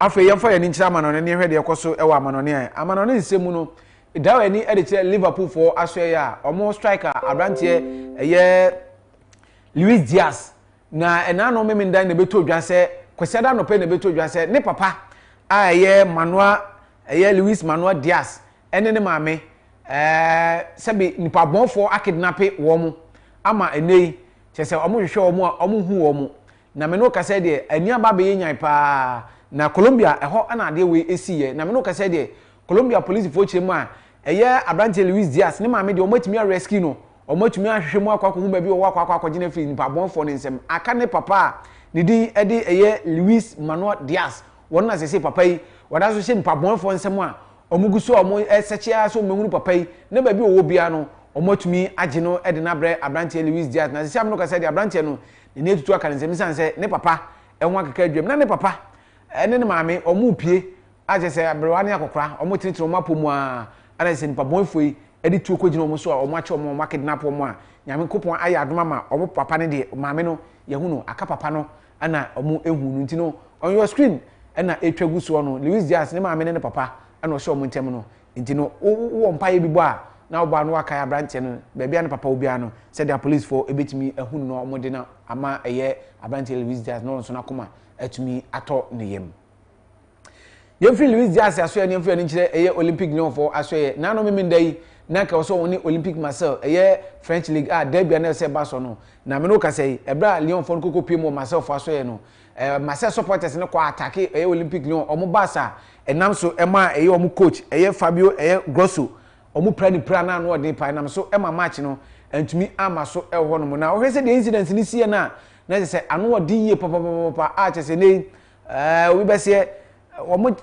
coach ni pry enti omo chese league no enya na so metimi ama abo na no na mpanimfo de won kese e de aba beto no mu e de ma eye Marseille supporters se sade no me entwayi na Olympic Lyon for no so e de won ke pa akoma eye French mpanimfo se sade na si ye no so mo ahwe no mo anka wasem ama pelpeyo ama ene da chenkwa ma bia no Marseille for no e ba o mo so ya o mo de sade ni bi e be ye wo mo enti eno ni free ho no ba ye de ma ene anope o voice television so aside that nem fe ni kire eye Pep Guardiola for so aso ya ono ye Manchester City coach na nano kwese de bra Manchester derby ba so no okwachi Man United born e kaminsan want to me anti bi no game ba na wie ye no Pep Guardiola e de nsem atudwa e kon fa so ko game mu a enkunidi etimi ko e de ma wo mo after they were more scary after that.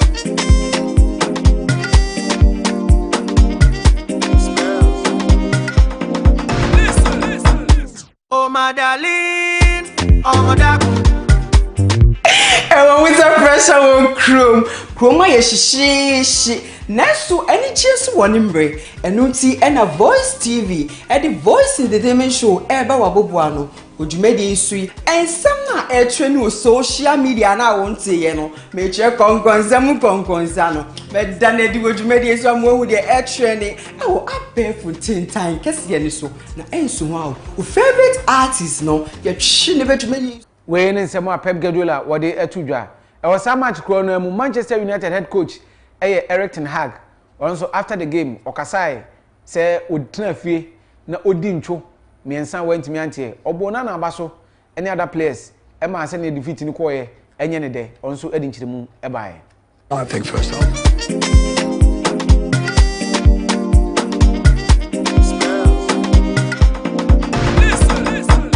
Oh my darling, oh my darling.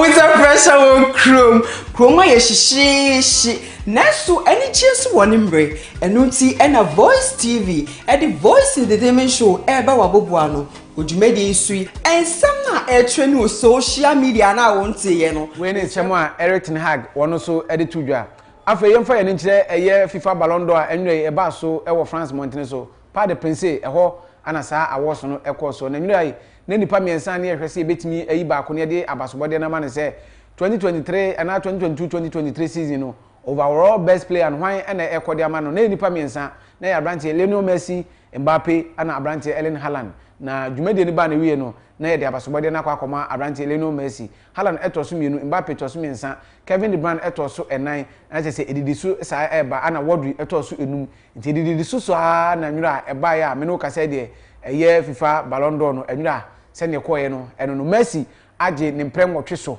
as say football bakosemu a ono na obi a waje sa abasobode no do pa Cristiano Ronaldo age ne premier makomako enum Michel Platini former UEFA boss ono so age ne premier sanso sanso na eye Johan Cruyff ono so age ne premier sanso enti awie betena se a ye behwe enu na me de sa abakosem ni nyina de ma ba tenei ye behwe se de no so esitie enti no se de ekoye no ene toato so sa ewo no ma ye de amount from number 1 to last person a enu ye nominate wom no se de ekoye no awie betena se a ye de nyina be ma no wahu se de eno so esi etie na Lionel Messi age eye the ultimate no sanso na Brandt Vinicius Junior eba no eye Socrates Award na wono so ana ye de ema no nti no nyura Vinicius Junior we see kan edema Real Madrid na okopio mo Brazil so a eho ana ofiri no wono ye de sa abasobode no ede ema ne se Socrates Award no ye de ema no isan se ohwe players a omo Europe a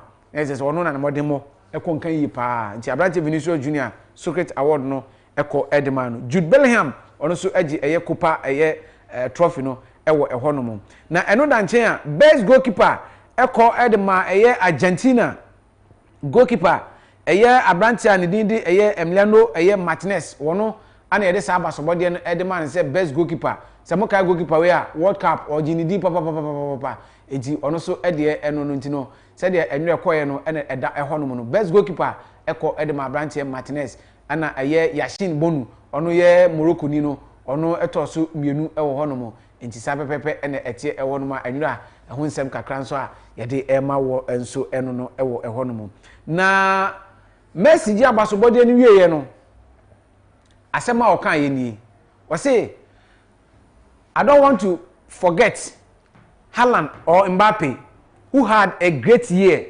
speculator in the coming years they will win this award wey abantie Lionel Messi oje abasobode ni wieye no ana wo ka se abasobode ne de amano no on de onimi se da cha nkwama bia no anase in the near future no abrantie Mbappe anase Erling Haaland de ya ebobo ba kwa abaso se sa FIFA Ballon d'Or anase sa abasobode we no ebetimi akọ de amomu ba kwa sense ohu omu se de ya before someone retire from football no sa two players de ya ba ko ebeji sa abasobode ebi inu nsemo a after saying ebo Messi abaso se wawini eye Ballon d'Or the 8th time no ana ode sanse mu yi de atudwa enti awia ye ba bi sinkonwa ne ahwe se Messi no deserve ana we deserve ene se wo tifi wo hu wo bejeje de ama hu ene brema me kwama no pay eye tibeti ebobo no wa gudi mu nsem no ye de nyina esi ka se ne ebodonko a e ba bi sinkonwa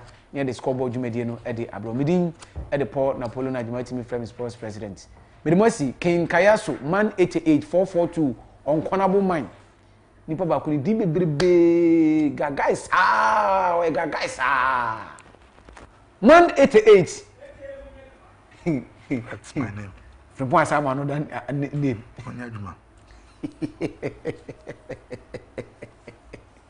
Kwesi mawie that's eso me dance I'm sure na ena no pani krakra ne say the krakra say ye juma see am point yeah yam point ade nsan ya yemunya me sobo thank you ba sa ebe ne twem ese mujaibo medika ka chwa no pese Yankopon se de ode be manipa da sani bia wasase su no oyewie wase it is finished wase o kan sa no ojemu edi Yankopon de wase se oyema nipa bia wa ye wie nti ade nsan ye munya me sobo nze e die sobo na pese ko bonya nyankopon waya do be ya ma bia waya wi nti de bi no say we expect fi nyame wo. All right, my young conquer head of Bonkrata Munsem, Napos, no Emra, Yabasisia.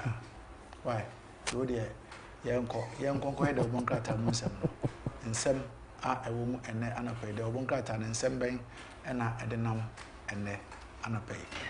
And no, and I a bread as soon I a day, ebro.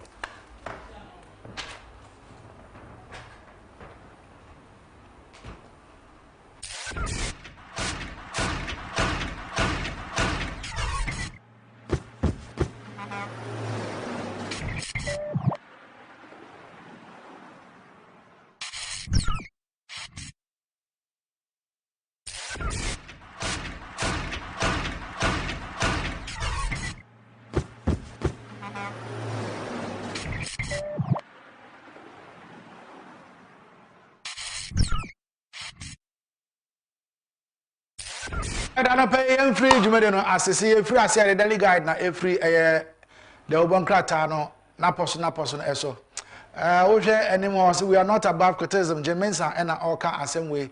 Germans are a mamma or no, and or Dahonum or a penny or a electoral commission, or no, there are two anymore. Say we are not above criticism. So if say electoral commission be bina and criticize us. Thank you. We never offered Ken $800 million. Bawumia team. We a promotional name munyai forget it. Never anywhere. And I'm with me I more than $800 million. Ken. So I'm fine day. Military deployed to Nkwanta over ethnic clash. OSP clears a buoyant of Anas corruption. Yemfa delegate ACN yem called the uncle. Yeah, called the uncle and uncle here in Monma. Asema Edao or say Goldfield's dirty politics leaves Mediema homeless as CAF reject Cape Coast Stadium for club's home games. Ghanaian Pentecost deacon kidnapped in South Africa while preaching at church. But almost say omo eye ne omo betumi aye bia so ombeje no. Ashanti chiefs promised to sponsor NPP delegates with food TNT, says Wuntumi. Special committee disqualifies defected NPP man for Odododio NDC primaries. Yemfra no so ensi way. Na yemfri anko, na yenko chronicle. I say sorry, I can't prosecute Adu Buahin, says Special Prosecutor Kisi Ejaben. No fears, Xmas will be peaceful, says Dampare. EC chair advises journalists to be circumspect in reportage. Yen free the chronicle. Na yenko Daily Dispatch. The Daily Dispatch this morning also Ben Efson's opinion polls on MPP's November 4 elections. 2% margin of error. Dr. Mahmoud Bawumia, yes, Ubenya 73%. Can for 2024, the showdown man, Canada compare with Japan. Almost 25%. And Dr. Ozo Free Yakuto, and your papa at the animo, Ubia Benya 2%, or me and I can't be 2%. Ghana's 2024 elections will be more than a democratic exercise, a test of our resilience, says the EC boss. Ghana's robust security will continue to be vigilant. Minister on National Security Kandapa and on Symphony da on air canwe. It's Yemfree Daily Dispatch. Yemfree Dispatch, Budi Yanko Krata for Frumwa. They are the air to also air the Finder essay. Bawumia campaign refused Ken Japan's $800 million offer allegation. Dr. Akoto cautions against manipulations, favoritism. Our MPP elections abekoso emu. Internal restructuring of ECG must precede any PSP. Okay. I am deeply honored. Erastus Asaredonko. Bro, congratulations. Adubuahin did not breach any law. Investigation is closed. Office of the Special Prosecutor and Air Canway. You free the Finder and pay. If you find us, from Finder, Krata the air to us a graphic business essay. Domestic debt exchange program impact on insurance companies minimal. insurance commissioner and also say no nuisance taxes in 2024 budget. Global banks highlights risk from higher for longer interest. Yen free a graphic business na yen ko krata foforo mu nti yen free graphic business mo ya ko daily graphic or se presec Legon wins 8 national science and maths quiz. Stop capping get fund Dr. Abbey VRA ends spillage. $450 million manganese refinery set for Insuta. Trying. Trading inspectors commissioned to enforce standards. Media role should go beyond rhetoric. I know EC chairperson and also at the assembly at the etuja. Yen free daily graphic mu na yen kokrata fufuro mu. Yen kokrata fufuro mu a near the air to us on pay the business analyst. Business analyst on pay or say a new era for the GJA, a beacon of hope for Ghanaian journalism. Across more down spillage, Tobinco donates relief items worth 1.5 million Ghana cedis to affected communities. Fuel prices to go up marginally from November 1. That is Ochina 2023. Kopek for na Eka. COP Church of Pentecost Deacon kidnapped in South Africa during robbery attack. Ghana's mission working with SA police for his release. Yen free the business analysts na yen kokano Peter Crunchy searchlight. Or say NPP will outdoor 2024 candidate on November 4, says Nana B, with a picture of Kena Kompreko Japan and the Vice President, Dr. Mahamudu Bawumia. European Union presents 105 militarized vehicles to Ghana. Western North will get more development, says Akufu Addo. Abra Oko Sahiri also. No, so then some way Akotuja, Abra Oshia, Katachibu Mankama, Miano Wafa, Abra na Edi Elio Festival, no, so do we Ajuja. Sir John Beck's media fraternity to aid in fostering peace during and after the MPP presidential candidates elections. VRA ends controlled spillage from Akosombo Dam. Bawumia team denies Kennedy Japan's $800 million claims. Yen free searchlight na yen koyenim. Yen free searchlight business analyst yahwe di ensign enko krata foforo emu na yen fa ensi ewa ha. Enti yede krata mu nsem no AC ewa ha sei na yede ne ohonum no ede atoaso. The Patriot or say flag bearer race, NPP announces voting centers. I will beat Mahama hands down in 2024, says Kennedy Japan. MPP polls or say avoid insults, cooperate with police, EC for smooth elections, says MPP Council of Elders to aspirants. Showdown time is on. Nti eno ano no. Ye de krata mu nsem no ebesi ewa ha na afei yejam ama ne ho no atoaso.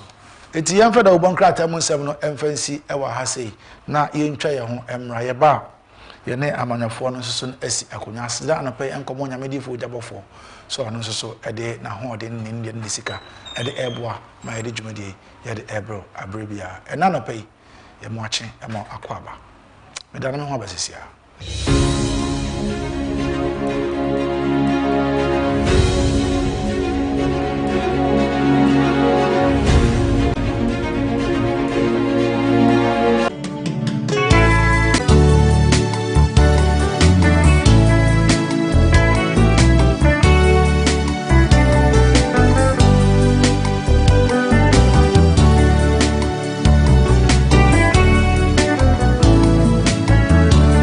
Onyankopon hira na onya okese Ebrade mene me nyina nsu ye mu ankasa modehye eye oja bofo odifo oja bofo na sabre wo hweme e wo television nsu yan hya ne so se na wo hweme enne de ye ebenada broni beka se Tuesday so Tuesday Nyankopon yadoma de abechi mo china eye Wednesday ochina Wednesday no oja bofo ojembre atena se e wo asante achim kono eye consultation and direction e bro adwene nti ase so baby a wo hwe me akyirikyiri ne benche ne biala ma wo nan ma otutu amrika ebra wo jabofo nche be hia me Nyankopon yadom eye wuku ada na wo hwe me se na eye benada wo chi wuku hia me awa Asante Akyem Konongo udu Konongo main station a be bacho organizer bi main station kwana no akono o ka tia ne se wo ba wo jabofo e da wuku ada no hia me ewa Asante Akyem Konongo ho na hia wo hia me ne se sunsun boni bi ha wo abrabom sunsun boni bi de ne nsaka wadwuma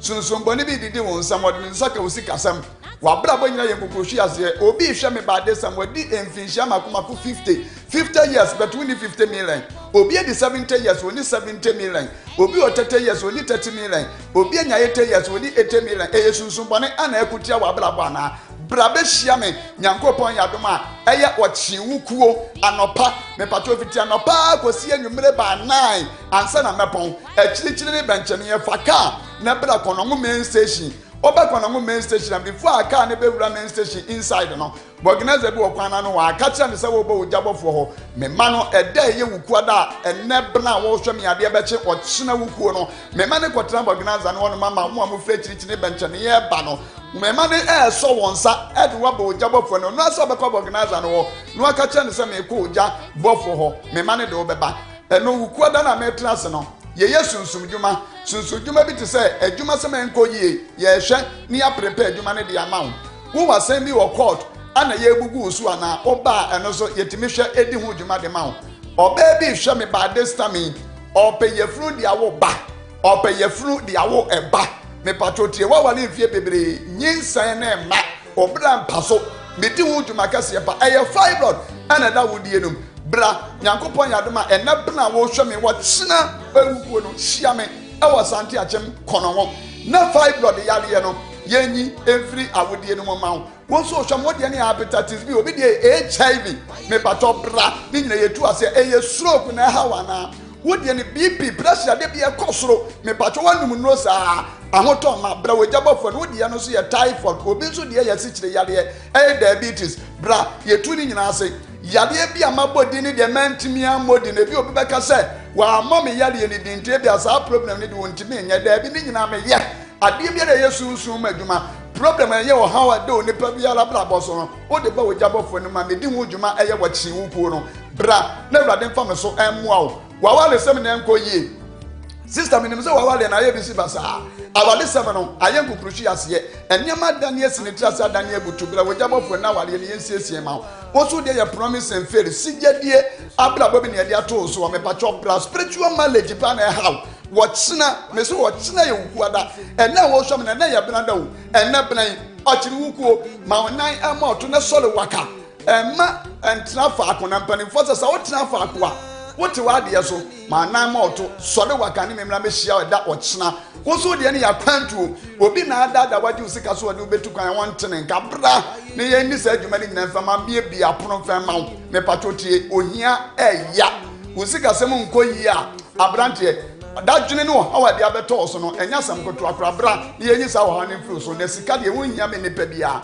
Ecclesiastes chapter 10 verse 19 sidi enti ne yesi aduane na afa ensamo dasani ene genesika ana ya de nyina obabi no wi obabi no jot obabi eno monsa wato ensano mo tentan waya enko bra be hia me da ekyin wukuo no ye ma kwankyere ema yade ne mfiri wo so ema ensano mo honhom ne ntumfiri oba no so na oba no wonto no wosika sem ko ye bebo obi onuma woto ayento sika na beto ne sama ahye obabi ne ku atena se abobra asase na enye enema enkoyie nanso ne ma be ye yie ma obema no wanyu ba ko ahye wonsa wo ba ye den haban ene nubra enuham ene ye de ye adwuma ne srade hwan wo ba ye keka haban bomu a ye de mu akwankyere ma ne matimi aye yie ama ojabofo ba Konongo Nyankopon yadema eda ekyina ye wukuada mese na ye benada wo hwe me nei wukuada tuanamo na ne memna mehia wachi wukuo Asante Akyem Konongo na aba your life will never be the same Nyankopon hia no nka ho peace no just say shalom bye bye.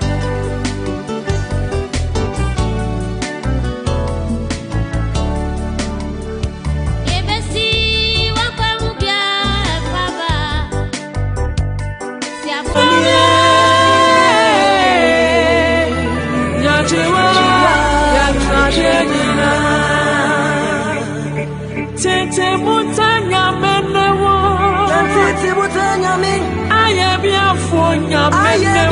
Hello, Odofo. Midi Eddie Elizabeth Tesson. Said your trust no eka was Psalm 100. Or say, let's worship God with gladness. Midi Jumet JP a to the Dean Voice Live Worship Eddie Bro, our Voice TV show. If you that anopa duba ho ekwakum se prem ebeto bla ne yensori nyame ewo honhom ene no kwawe mu onyame shaw se obeka me ho ne asori awrade sawo makwa maniemu a makwa maniemu a chayala na yedwane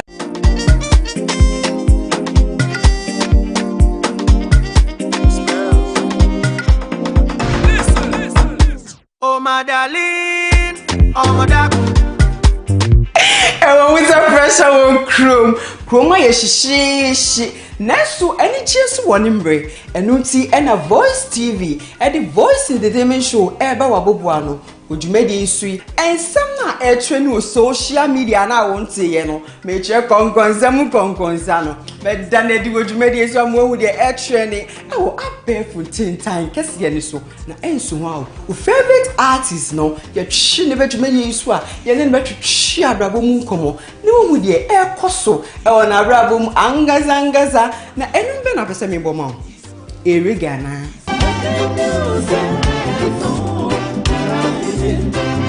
Life ana my yeah and come a bush for what the so so in ba gospel ana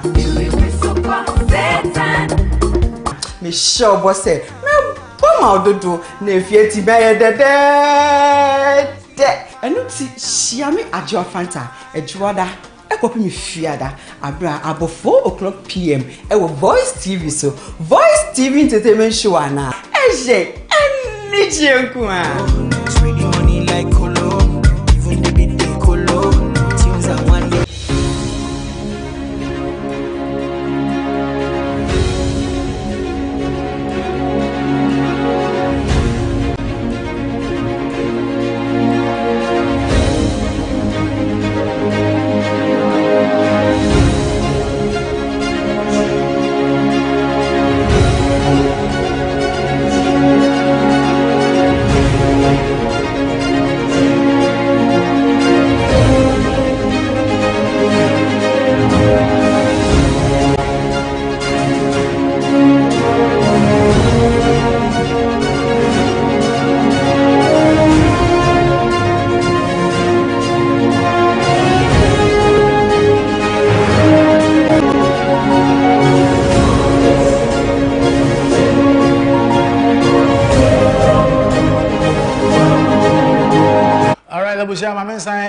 Akwaba anope emfa wo emra dwumade eso we the morning voice your friend Kwesi Fokuo Kudom aha voice television so dwumade yesanso enam Facebook obetumi ahwe ewo honom obetumi ede wadwencha ne ede afa honom so I like it na wa share ama obi so etumi ehunu no so etumi ahwe bi saranso ena wo YouTuber ewo honom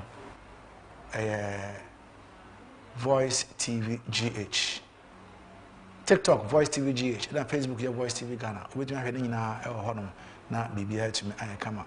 Just share, like it, and then for a comment no attach or na ubi answer ehunu won so adwen show man no Christian ne kanko emu. Anapay ya won komo AD me wo political party reps no I represented the MPP this morning. Me yonko me hu na chepa. My friend Mr. Okusa Manaka Anapay or Minchan Ewa when he was at Akroso na Yena na ebo ejuma but see ade wagya mu akwakope ba bi ahye sanse nsakra no eba ye no ehuru no dina akwakohye ba bi foforo nti enne awoku ewa ha nti me wo ayemenu abema awoku anti Frederick ewa ha say member of the communication team my MPP Western region Anapay o menchen wa awoku machi kwa banso so Yenia. Who watch it? Who's me who watch you? Maybe I will Okay. Now, Oba, what do you mean? I say, Kwesi, eba me nam na do anim na eba. ana hoye o say we do Jubilee House na we share the outfit of the place. That surely shows yes indeed Ghana is working. Okay. Because under Nanado Ghana is working. Every sector is growing negative. Every sector is growing. Negative. Not negative. Oh. It is growing. So just look at Ghana Tibet or the Tibet service. Tibet. Yes. Share the kind of development Nanado Dankwa Kufuado. It's me. I invested into that sector of our education. That shows clearly. Say yes, indeed, we have a leader. Or dream echo or dream watching, and I say, not dream a queen on no beer a year and one no no dream. Or dream said that make me a building the Ghana Tibet service. A year in Sanu Juma and Kola Esia. You bet me a nya yen Sanu Juma a year bibia. Not say leader no is a good leader. And it is a we share the Ghana Tibet service. We share the retooling of our technical schools. We have about 252 technical schools. And they about 220 or 222 are operational, as I say, are working. And now do every school make us who course a school now go to applied technology. Now share the kind of machines now do down Kufuado and a pound for the Baumia factor. Etimidi a good aquamua. Well, who say yes indeed. Now do down Kufuado or dream a quetry. A better debido. Ghana ha there is near me who say papa no a visionary ne say. So Osha he has made it a point say the automobile industry no wetimi aboa amaye bebre na betimi settle e wo Ghana ha ene we share the number of automobile industries are omba na ene yetimi retooling our technical schools yetimi a training on that tangent. Now it shows clearly say yes indeed a beka krano Ghana will be the hub of Africa. Ye manufacture a lot of things here, not into automobile nkwa.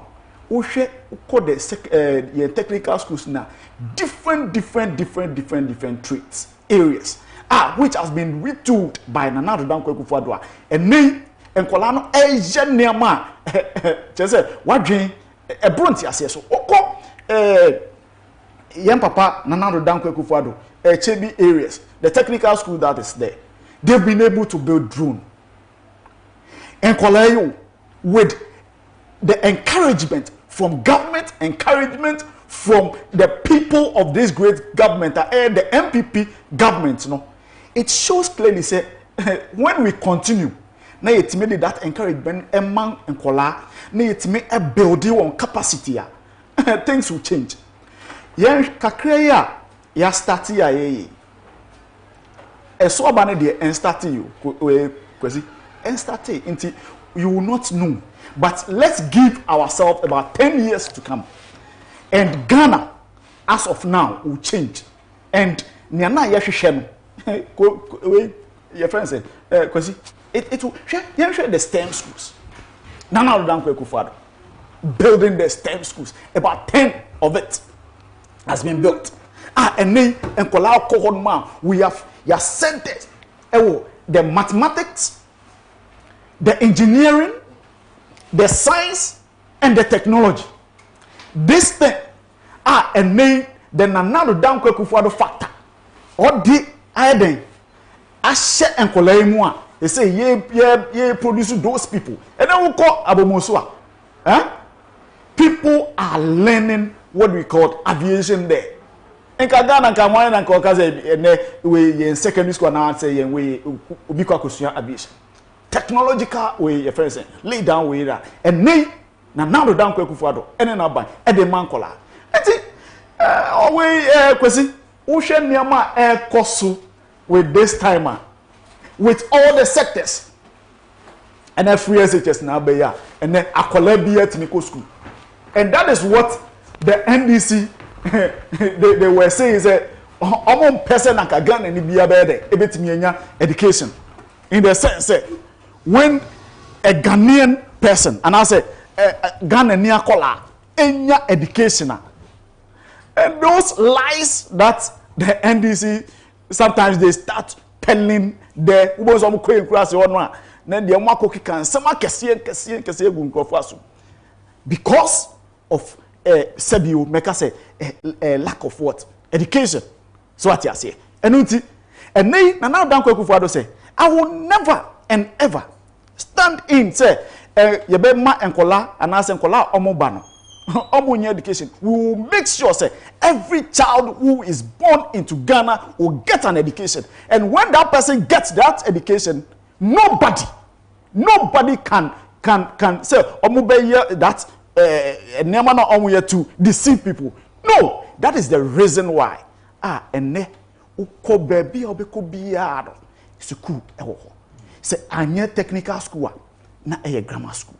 And this is what we are building Ghana. And now we other countries Germany with the TVET is one of the key that has made Germany become what it is today.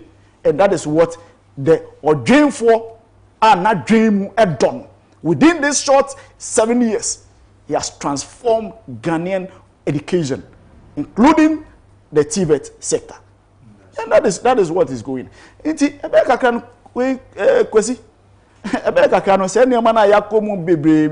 import everything, including matches. Important. It will come to a time the people will get that technological ideas and technological skills. No, so much many years and import is it will come to a what? Because now Dan Kwekufuado and his government, they are doing really and massively well across all sectors. Now, and sometimes we try to believe what other people say. When you continue, the NBC says that when you believe that that is the notion I person you Ghana for him say. I want you there, baby. But man, Jintum. Remember this phone can't say, "Oh, watch now want me akọchiro." And then obi ahun chiro. Ye can't say ye because we have God. Ye can't say ye say ye ho enye den enchire ye. Na Nyankopon be ma ye yetimi anya bi. With all this knowledge and all this we are na do Dan Kwekufuado. And the MPP aban e de agu kwam e de eman. Eti kwesi things will be kwa abara me das. Na kwa abara makasa be o we. Okonet say. Me madam ba. Na so biaboko. Na me amayenkwa. Biaboko na samante say. Oh, biaboko. Very good. Na me nua yamo. Obi aho. Me te say what busy na. Na me adoma. Nti what is watching? Okay. What dem nkomo na we. Mama Okwajima so akwaba. The only trained propagandist. Madam friend diabolical Okwajima. Or a communication officer. Ama amanfa wo mo ewo Lower West Akem NDC. Oko? Minia. Machi. Yania. Boko. Nyame adom. Amode ko. Kwa me dale ho ya. Oh, nhwoden pa. Nhwoden. Eba na ja wuku kasa ja. Oh, that me man akwaba. Se na ja. Akwaba na ye say. No the name a. Akwaba na. O chirichiri mu ase. You said about Nanado what to say. And o di. And o chire me say Nanado ho ye. Na Nanado ni so di hu ne ma pa Nanado aye no. No, okay, ka. Na aka o de betu. O san de ere mu ase ye DC for ye mpese and Crawford no be. Say ne ma pa Nanado ye na mo mpese. Say do no abenya wo masua mu party ase nim de say ne be NDC for betumi adada. Sure. Omo na o manya ho masua mu nim de no. Dr. Baumi atumi ko John wa ka say a confirm etu free Ghana e ko Burkina Faso na omo bo mo nsem. You see? The problem I have with MPP no. mo de mo spese mo kyerɛ sɛ mo nya homasua mu nim de enti mo to me kenkan na mo te ase keke a confirm o ye ground bed no Dr. Baumia to me catch them say a confirm to free Ghana e ko Burkina Faso na mo bom nsem enti eto da bi e just wa akọ na classroom o keke so say na tie ade ba ko e say o hye ne so no say ye catch us a confirm to free Ghana na wotumi di tumbo nsem koto so abade a na che say usuku na akọ emfa so amaso a confirm ye ground bed what two tin kokora ontumi no 70 kilometers yenso yes ya confirm to free Ghana akọ Burkina Faso na wo bom nsem another MPP for the die they be amaka chom say MPP nhye na te say pyramid obuilding was through no the gidin oba ase ahwe ni ho mame ma example bi ye wo ye memu ha 2016 ebro one bag me ton 150 Ghana cedis that time me enye planting for food and jobs keke ene ye planting for food and jobs wo memu ha ye to ebro 950 so emfaso na mo se mo de aba o man ene de hin aye slogan na ye enye no na 150 and I am 950. Well, to me, bomb home suffer here, and I mean to me, Tenassi, I think say, yes, a quack to a banner, you be an another new whole BC MPP and non swab your man penny, near Fiasia Bomudi, yes, Dr. Free Yakuto, yes, Ira Dynamo, yes, Ira Canada Japan, yes, Ira about Dr. Baumia, Fanny Puffo in a Okayoma on Cherry. Okayoma on Cherry. Okay, near the Dr. Free Yakuto, Minister in charge of Agric, and then also the new maintain the person to Abama and Ameboa. On say, Osama for Paul say, in IBP and Copuate more than him. Nan will be an enemy pediasri and Obebu swatting. Baby, I'm a denier, also one Samson and number boo for, now one Samson and number boo bim. It's year referee Yakuto so I honor that Agric. Into the breast or the planting for food and jobs Saba. Planting for food and jobs, yeah, I mean, you are more diverted, they are concerned now, Brodia and Kahubi. Planting for food and jobs, no, almost deny say a serious, a bro, a tokwo, a mo, name it, one baby, I'm an Inti send your old yabang, planting for food and jobs, a Ghana for me, home Tommy. Before see any number to a blue 150. Saturday, money about the 1 city, near about the 2 cities. And now they planting for food and jobs by them. Yet bro 950. And my crew massa man kesia. Udano one wo bro. Ufie kwa udu bro be 50 and they about 5 cities and fast so new so. One ya Ada ni mo de o ma on shed down ma ba num timi hu se ne meka ne ho asem. Ne mo ye mara owura bi ti se Europe Canada Japan. So otena se Canada Japan, amra me o man Ghana a president ya na onwe o man no. Because Papa we yankasa me nim ni etia say obi gitum say yento Obama Canada Japan no medi president. We ono ni bufu ahwehwe say ne okeka Ghana. Watumi aka say MPP fo nyina ye nkwasiafo including me ni ote hey. One fancy ho na meka ni so oka akwasiya no awie. Osan beka na bro say mu ye stupid people. And then me aka nice man ote hey o. Because of Canada Japan ti man hwe ni ya meka say tese ono so ye kwasiya ni bi. Because osi mu nyina wo ye nkwasiafo. Papa we bufu ahwese ne one manya kasa to me di matem obi oto dross mo obi not TV so come to dross ma oda papa we say o me president to me tena say no say but say Donald Trump kwa no so ma to no so be no ko see ni say but he was a president na me to say the president ni me na me say Donald Trump no so ma to obey president ke waso obi to na we dey na me ut live TV na me to dross ma oda also come na capture live oba temwa to me dey sebe de be bi kra ye nkola kwa ye ntumi ka didi na tem party a Kudom for na me tu say baby na NDC MPP party akodu ne tama na ye ka say they have the men and ye ne talking sata na eje okufo ho GH mensa ho won Kofi Kwadu apraku na omo ho nanka Edu Prophet Abet Edu Buahene no ho nanka BD Darucha no omo ne ebo omo de yesi party anim defo ni ene de asama say MPP no bi anim ba ko no kwa de bedu so kwa na mete kwa na makoma kwa ahyehye me say Dr. Baumia Samla me president na den Ghana mo e mo se ya ma mo work campaign na mo ye adwuma na mate ana hwe papa we se mo o se mra papa we na ogina o me yati ase se ade ba ko pe ene ye de ba be jeje at the moment our economy ni be weak no ade ba ko e be expose no e exchange rate ana me wa mo obefa $1 3 cedis 80 pesos say ne be ya wo de meboa me nua no kra de ma me nche ni bi because the fans are called black market na 4 cedis 20 pesos 4 cedis 20 pesos.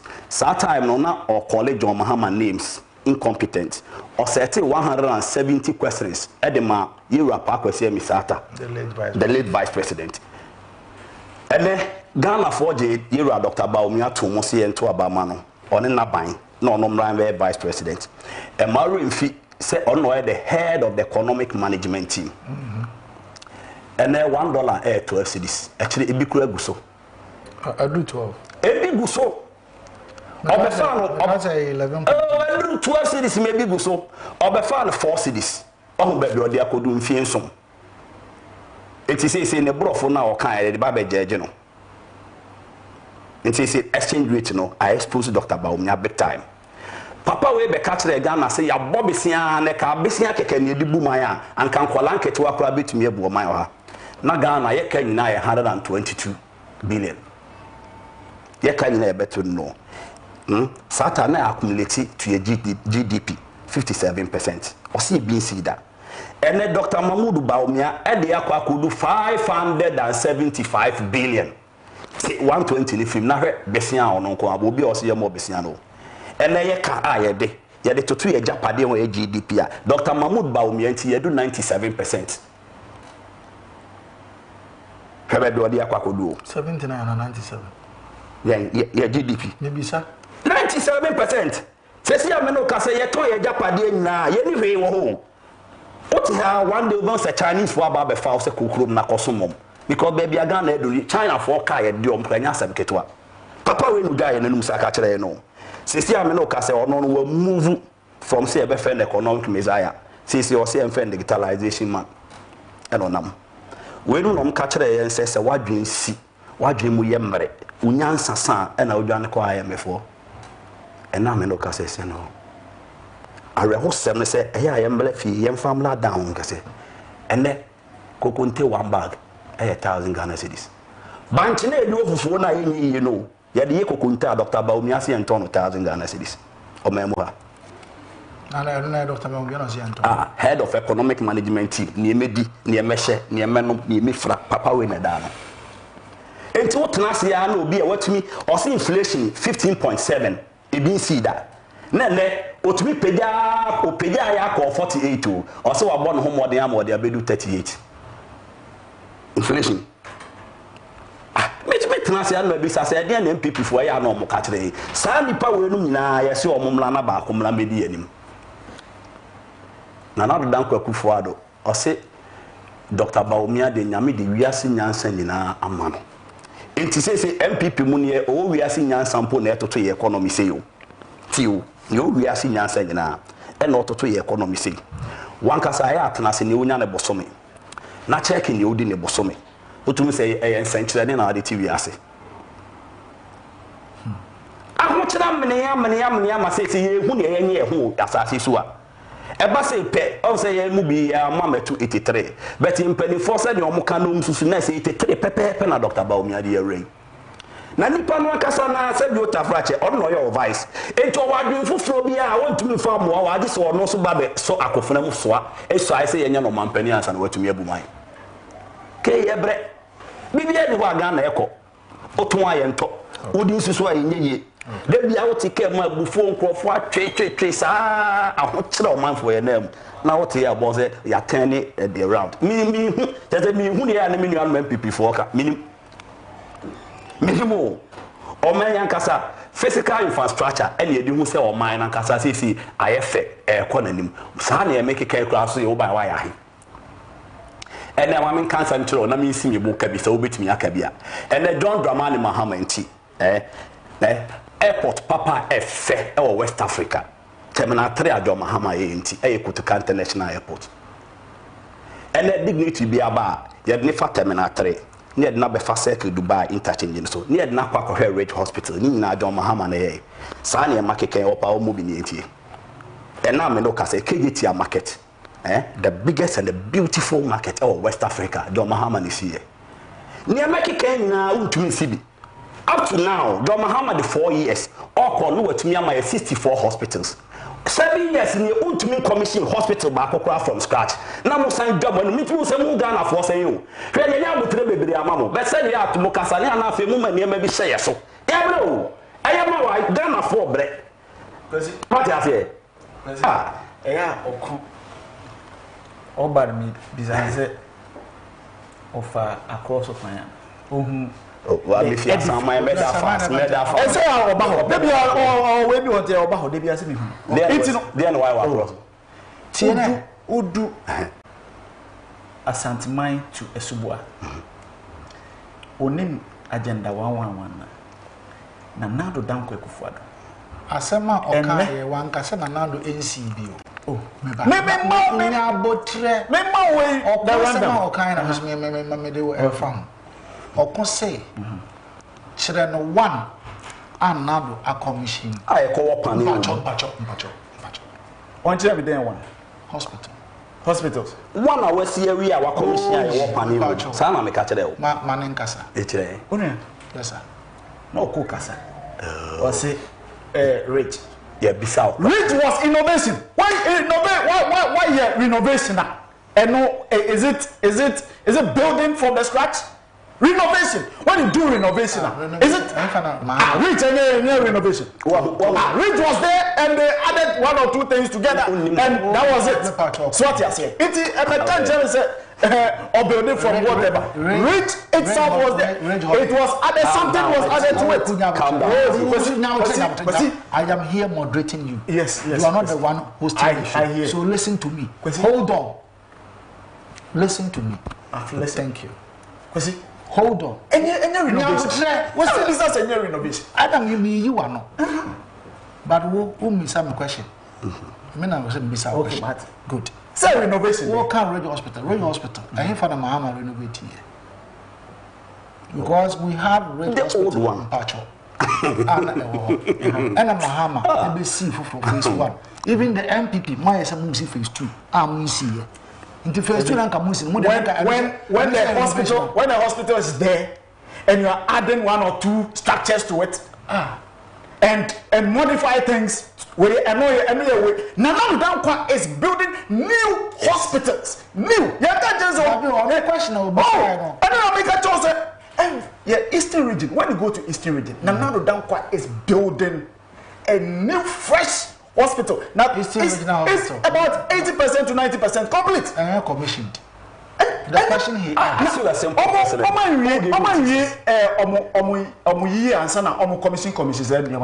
Nanado is still Ghana for Amano 4 years to complete in Niama.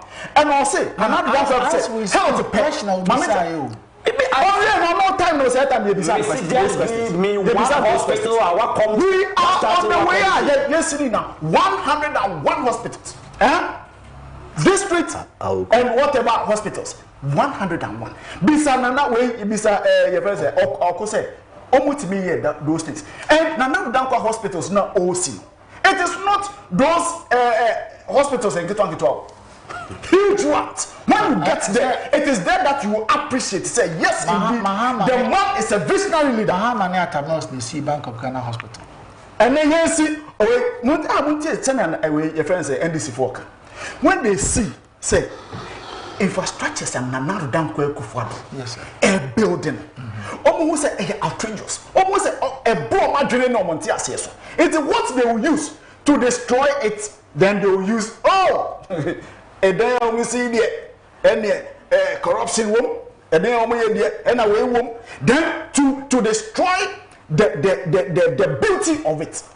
Any of you say why President Ben and a wabba estimate a building railway for maybe how many railway lines how many railway lines and then another Danko Kufuado has built within these 7 years even he started with has built from Tema to Mpakada. Jesus God. So what you say? Time say kasa. You get this man. Now, because you didn't come on. I am coming. Yes, indeed. I just said to you, so relax. No one say and never matter of flow. Me say come on. Seven if away your friends.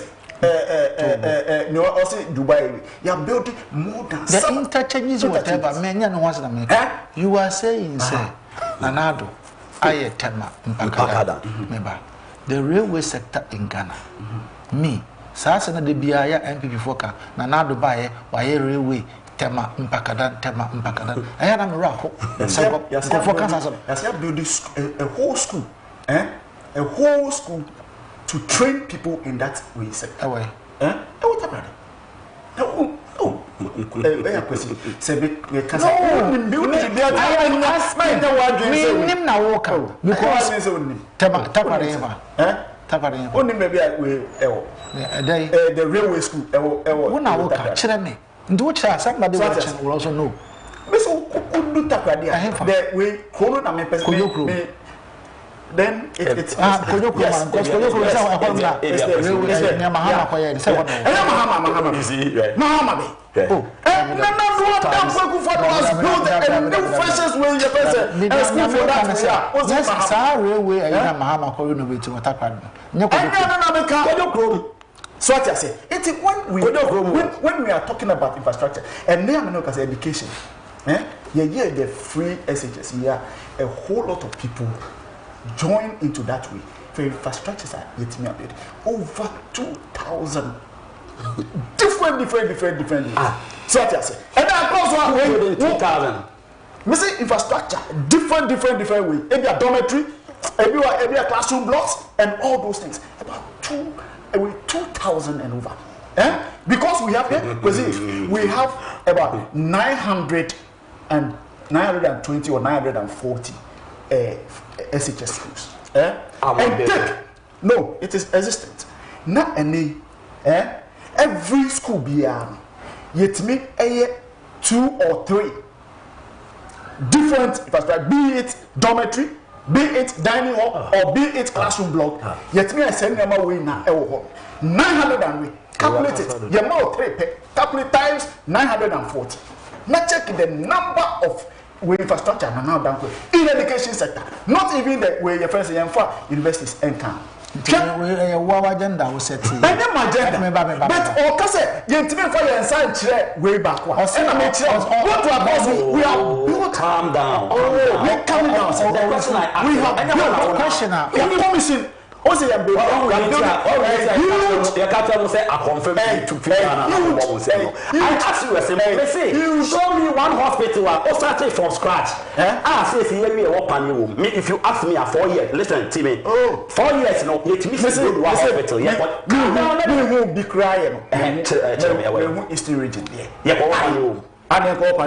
it's a region hospital 111 and when you get to the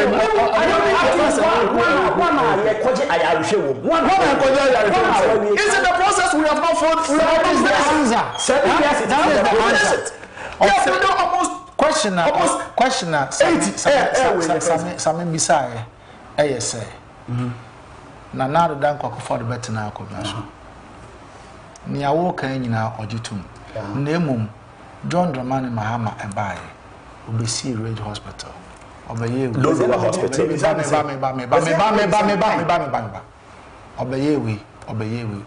na emum wo the health sector ono e ka ho asem no kire no one hospital na do dan kwa for the ebae we see from scratch awie our commissioner ye wo paneye ewo and I say and I will say the Eastern Regional Hospital the region as of now I'm not say 80% we are it's not complete. It's not complete. It is 4 years now so 4 years also 8 years me no any problem 8 years no the started so what you say me person 4 years any man the second term yes what you John Mahama at the 4 years na ye me bobodi na say na 4 years so me first 4 years John Mahama do the AC John Mahama e be president started time we are from 2013 to 2016 ever 2013 He started from John Mahama yes swear as president from 2013 as president no you check your back listening he continued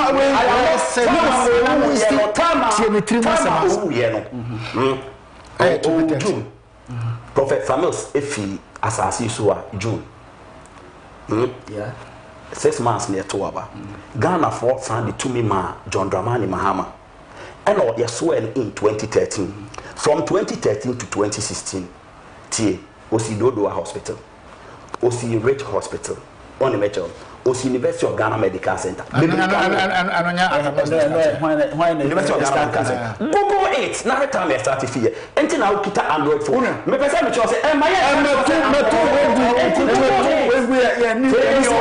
Google it. We have started something. We have started. Take your phone and Google it. Even your schools that you couldn't do school. I don't want to. Now they won't come there. Let's make come there. I don't know how. I don't know how interchanges. We built some. I don't know they won't come. We can name them. One of the interchanges. We have commissioned them. And I'm a bizarre so want to say. That work now. Hey, I know what streamline propaganda. What in hospitals now you see 111 hospitals. Question will be Sawunyano. That is the answer. Correct.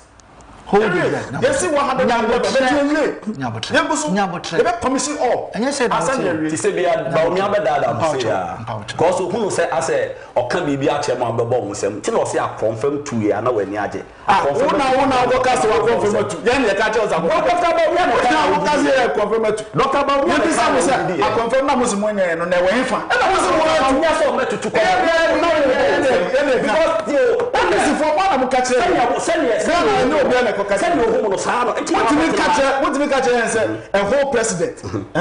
a whole president said me I'm a dead good. Keep quiet. The whole president says that I'm a dead good. Keep quiet. No, keep quiet. Listen to me. Okay. Listen to me. It is because of me I'm a Yes. So I am moderating you people. So listen to me. I am your referee. Listen to me. Momfani nyinansi wo mpakadan mahama hwan eyewo e na obeka say say na nado aye me na mbisa sa wo hote sen oba ohu na nado e na okofa na nado nsem nyina ba e na mwankasa mo agenda me ba mwankasa mo agenda this time things are moving momfansi we so what you say tie me Also, the Office of the Special Prosecutor is urging government to pass a Corruption Practices Act to comprehensively codify the public prohibition of all forms of corruption. This follows the conclusion of its investigations into suspected case of corruption involving Charles Adubuahin, a former Minister of State at the Ministry of Finance. In a detailed report, the Special Prosecutor, Kwesi Ejabin, said, although Adubuahin engaged in influence peddling, it was not an actual criminal activity which warrants an action by the OSP. He further explained that, unlike other jurisdictions where influence peddling is strictly prohibited, such acts have not been specifically prohibited in Ghana or identified as a crime. The OSP said it is thus unable to investigate the allegations further and joins up with the positively persistent calls on the pressure group Occupy Ghana for the passage of the Conduct of Public Officers Act to properly regulate the conduct of public officers. This is what the OSP is saying. Okay, Charles Adubuahin Anas Aremia Anas in investigations are implicate Charles Adubuahin. Here we are. This is what the OSP is saying because another than for the Epamo Charles. If we not bam and or refer case in the OSP and the OSP so Ednas Abatuja. Mamintio. Yo, Medasi, Mechia Afo. I feel I'm rich. I feel near starting one. I'm starting the point. Mini Akeke. Yes, sir. Omai Muha, the beer a man of 4 million NDC MPP. Young Copa a tidy, and Yasam White Taika. Dodo one will be a charge say out Taibo, a Ketashe, Kankai, and a Proe. Ira, Nana Danko Kufuado, a Barbafro Abenyano. Ne promise and as an bosha or the share or my gun and say, or no dear oba, Ketashe, cancan proye, and now the vessels of Swana Bermuda. Into Obe pre near the office by special, and office of OSP.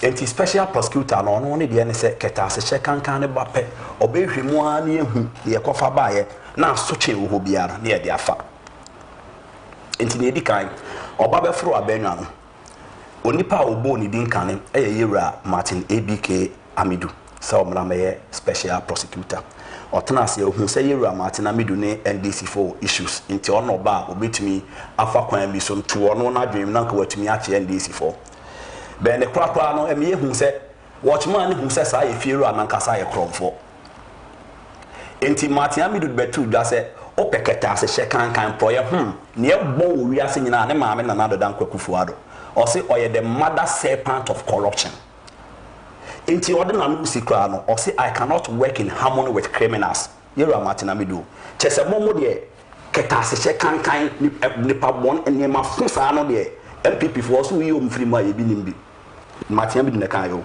o say I cannot live in harmony with criminals fa no use you papa me yet asese ono wo ko be fa so akon keta se she kan ne proye no obe use the anas way ana me boa pacho metia anas way ne use ye no yewura anas are me ya anas ebe ye ehwemu edi kan ama ye chi yewura Kwesi nyantachi o se o mampani hye ne botom keta se she kan ne proye hu senseme ya yenye hwem ye tumi si wo mem ha ne se anas nipa na on ne koba ye ru ameswale ne betu TV so se wuhia na abo no enene oni wi ase bio for samba ye ene yete si ye ru Charles Edubuahin ano ye deputy minister of finance of presidency se oni business mugu bi edi enkomo okwan a obefa so oba be invest e wo ye mem ha na ne kasa mu no eme yete ase se ose baako a mu wedupa o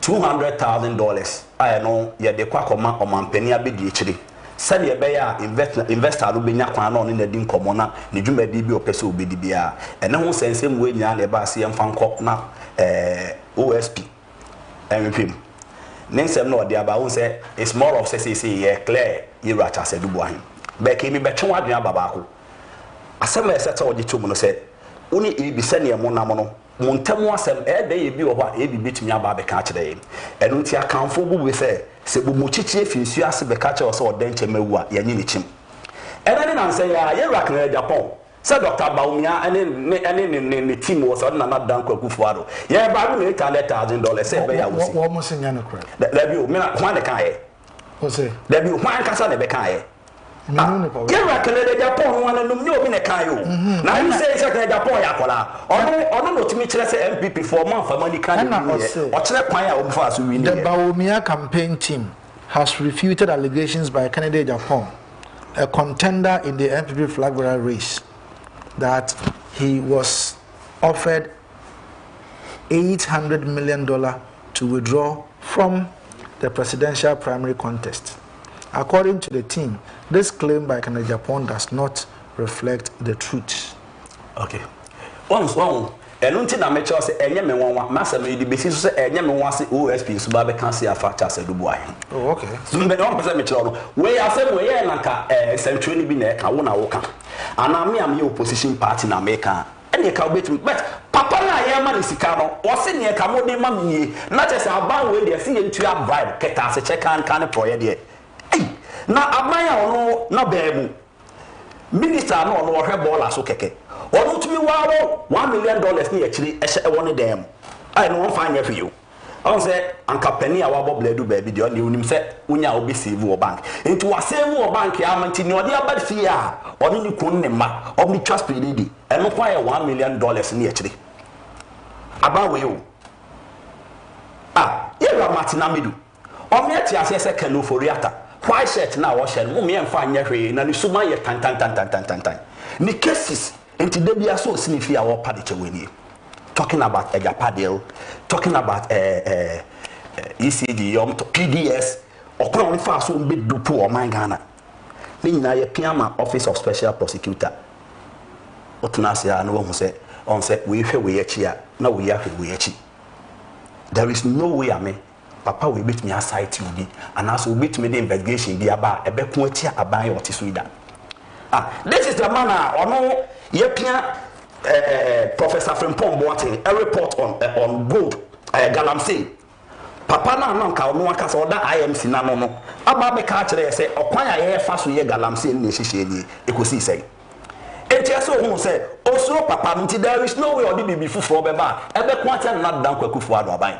Be obi oti achi na nka say tumi hu ni hu say ene opa bo MPP for din.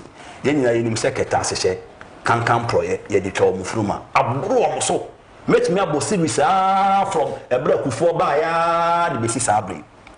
Wenum ba na omasia pede omo because Ghana fo anya botra ma wenum. Enti ke me ka say we e be me wanwa na meboa. Ontumi anya me wanwa hwa ba okwan aban se ofa so akokata asehye ebia de we tumi fi baye anka dom level dom level hwa okwan ana kofa so ekoyi auditor no kofa so audit e de ensem a eye kata asehye kankan ne proye ba se be ya oman yi betumi aboa ne apoati a okwan ba ne fa so yi ne ni azo ati ase enti senka ye nya botre base na ye kwa kofa independent investigator opa on kwa se mu so me kan for frontier man Ghana ye nyina hwe on video ye disike match asedubu ahen okitamu papa ye raba ko Charles Bisiu ono so na se be ye ba nso ekosi se me mo masem na me pese me kase opese ohu se ne esi ye ne no kra adanse na me dia ma ono me si ye ra Canada Japan se ono ye bribe no $800,000 and also so and there is here but say no nya no kre kle Japan na nkasa nso wo ho enti beto o say Kennedy on MPP bio and as say ono aba we anytime enti no abo ntim poso obesai na da bi nya sanete na se otena se ne enti aketa se hye kankan ne proye na aban bia ba opese okutia na se otena se na ho anhwe lie na efro man ni du apepepe ye afi enimu bio afi ebeba se obi eni ho odi adwuma be hye ne sa obetumi aye afa ne kwan so toten obi abetena se nsa de me fa kwati kwan so na me nso me nne me ho enye sa na o man hyehye no etie fe MPP aban ba ye be ka Yewura Pius Anam Hagide yesi ye den sentrefo eko Canada o se eko akọ games bia fe o ma wo sesa wo mo ye de o mo koye sentreni ba akokura ni eno e ba ya ho ya kreo yesi fi nim Mami Elizabeth Afolekwi for premise fuel 32,000 gallons eyila wo memha talking about afedobin issue ni nyina ebia ehwemu a ne akreo ni nyina ebia ehwemu a ne akreo e ma remfi se papa no believe in loyalty ebra MPP for 80 MPs 80 sorry say Yewura Canada Japan Yewura Kendoforiata yempeno inti yempam no wote ne na dan kwakufu adokan or say where were you when Kendoforiata was financing the party with his own money chese na mo we ebra na papa no di ono ni sika na boa party no sata no mo we enti ono believe in loyalty it is essence ni panel ene de hye no nti no there is no way ofuma obekase yemfa nkonko gina mra no da bi ebi ni ho sisi da pass me ye buy or the resignation letter ko asema na papa nkan ye also ono ogidi se ne hu ye clean o ye clean ogidi so ye clean ti enche se ne ono hu no e ba beto Ghana fo anim sika twetwe di sei esi ma mi fie o aye tena se ne ye cheke siboso mi sika ye de atua no sense a oba betena abanwam se bia minister enu sa anka papa entike there is nowhere special prosecutor obet me and IT Yewura Charles Adubuahi Dabi edin na kasa no tie edin na kasa de traditional name o edin no ka eye achem mafia de ni bi we no no yemfa yensan ka homo na na do dan kwakufu ado ne achemfo hyehye no de eye see no evil hear no evil and say no evil yemfa yensan ka touch not my anointed Charles Adubuahi fi osimo ne papa Adubuahi fi osimo yo che ni po na na do dan kwakufu ado fi chebi osimo chebi enu anie ento antena se emie mfa ne nuaba enko ne de no se basa ebegu na ban mu fi beta de ba kwa se ohunu se Yewura John Dramani Mahama Vicky Hama ese se ono eye dae so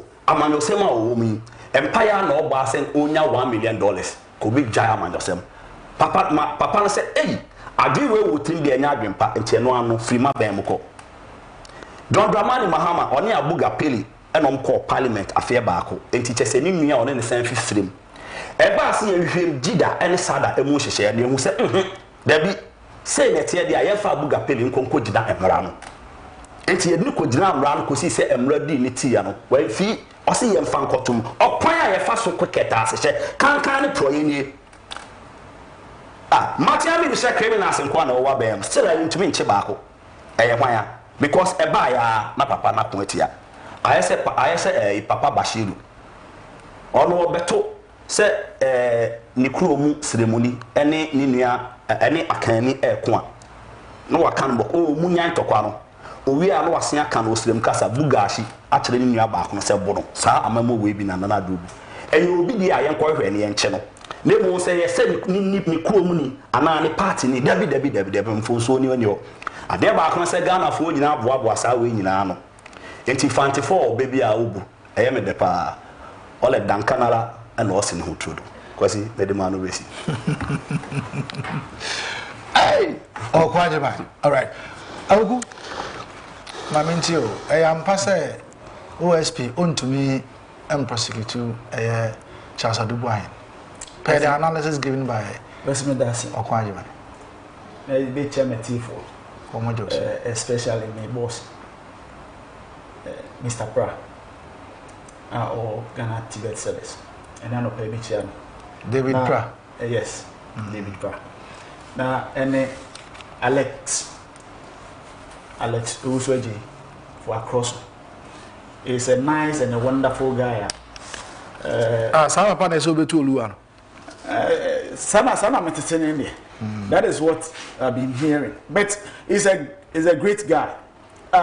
So Oba na obedi the constituency in so. We said there will be a massive change within our friends constituency because he's a guy that is coming out with a fresh and a very wonderful mind with innovative ideas in his head. So Oba did the AMB constituency now. Things will change. Okay. Olua has performed better, but we need a fresh hand. Okay. So what I say? Say, ono so bit me atwaso. Now wait me aye ne. Now what we are expecting Olua to do is once he is almost part of this government, and he has done his best, and the next time as we come into power again, it should be given a ministerial position. Then it should help. Alex should come not only the path of the AMA. Now in Puntua, Ulua started and also continue and get better and for that constituency. That is what I am wishing say it should be, because we have seen leaders, and this one too we have to test him and see how it's going to be. Kwesi, yaka corruption asema. Corruption dey na ka me pese metina ha na menua oku. Wetimia kika corruption, because when you say corruption under Onwa ne boss John Dramani Mahama, there was so many corruption cases. Na ye sha, na it does not order well, because corruption here adea a bomb mine. A bomb mine cry. Say, government me, na say or delve into corruption aspect or mining tumpon. And corruption is something that Ghanaians they don't like it. Corruption and bribery kills. It is one of the things that me per se, I don't want to even hear it. Likewise, my party, the MPP party. But only my dear Bako, in Ghana politics, when somebody tries to do wonderful things with coming out with innovative ways, development abape. Adibakwa ye person ye debe tuneswa to bring that person down is to label that person, and I say you be catch you nipa say or involving himself with corruption. Now you be koswa timia ye bribia ubenya evidence of that. Now you they tarnish your image, and that is what Ghanaians and the NDC tries to do when it comes to politics. NDC has that way of branding people of being corrupt. Na yen Ghana for so neato. But this way or this time round, it will not work. Okay, on my penning Kufuor time. When Kufuor try as much as possible, say, cocaine scandals and all those things, no, or Ben maybe it's at the back, no. Ubo say NDC for sorry normally that when a board the MPP say, hey, MPP the cocaine party. Meanwhile, the person has tried to put up certain mechanisms a bit me solving all those problems. Not yet their label. Now not done with the corruption now the NDC people committed. And they Gani you. Why will they force away the Ford escape and whatever corruption things? With the Ford expedition, Mahama Singh. Oh, that's in a so what I say? We have the Jida. Eh? What the corruption aspect happen what we snit? Eh? Yeah, can't say me na obi pese or they say I say atika. No, the NPP and no thing and another down Kwekufado all back government to solve those things.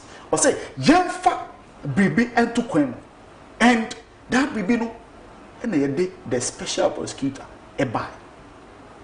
Say Ometna na anything that has to do with corruption aspect to nail it, to destroy it.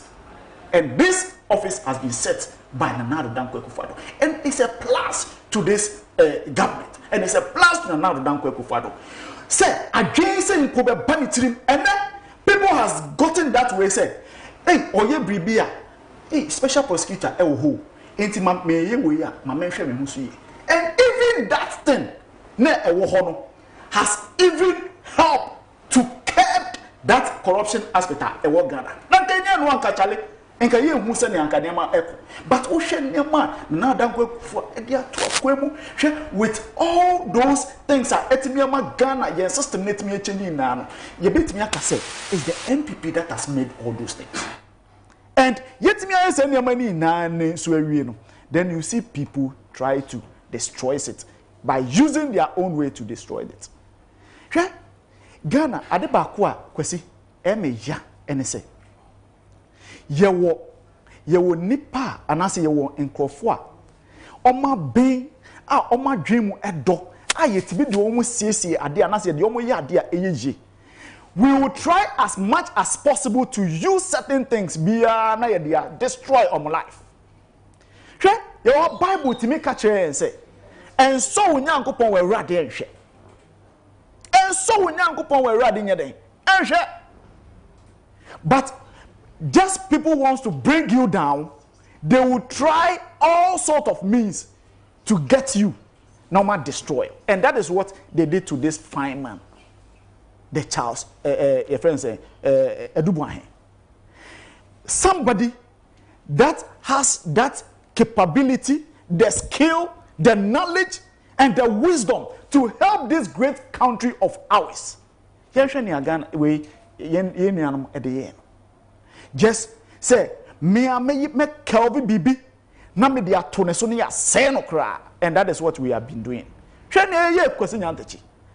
A nice, wonderful man, I want to build this great nation when it comes to football, and we use all sort of dirty things to destroy this man. Then Ghana. Then you just say you nua mrafem and no pen yepe. Say you nua say you nua na kosura. We should try as much as possible to destroy this man. He has risen, and has risen to a very high way in his career in the part of football. But any you better not say near your senior mawina. Your son I destroy one. No, we are not going to do that. And I'm pleading to organize ye bribi and say yenya. But yenya no peja. Yen for coin bia ye be yeswa, ye beti media peja no ama bribi and I say bribi pie free mamba. Dance ye be bringing it down. Kwesi with this nice man being caught in the web, say, wakoye those type of corruption. Me, that thing that happened, me so, and I say, me nka say, adepa. Corruption, idea, say oh my. And with that act, the crana, you saw ne share ya, yitimi nyano. That one, I condemned it. Said that act shouldn't have happened. I don't think Kwesi. Now you can bet emra ewo. You say wo call emra you will be a friend say evidential we. Ye de ye tender. Obi di asem to ozo no anya evidence. So asem na ye papa o, say anya papa o. Emra mu ninti no. So when ya the evidence a bit me ama ene mra etaye chi a bit me a convict sakwana. Uye bibia enye. And that is what the special prosecutor ohwe ne nema ode afamu ina ye hwe emra enka ebetimi agina so a prosecute ye nuana. That's emra no o hwe bi baby a ene ho enti then na akwa gina so e dey prosecute no.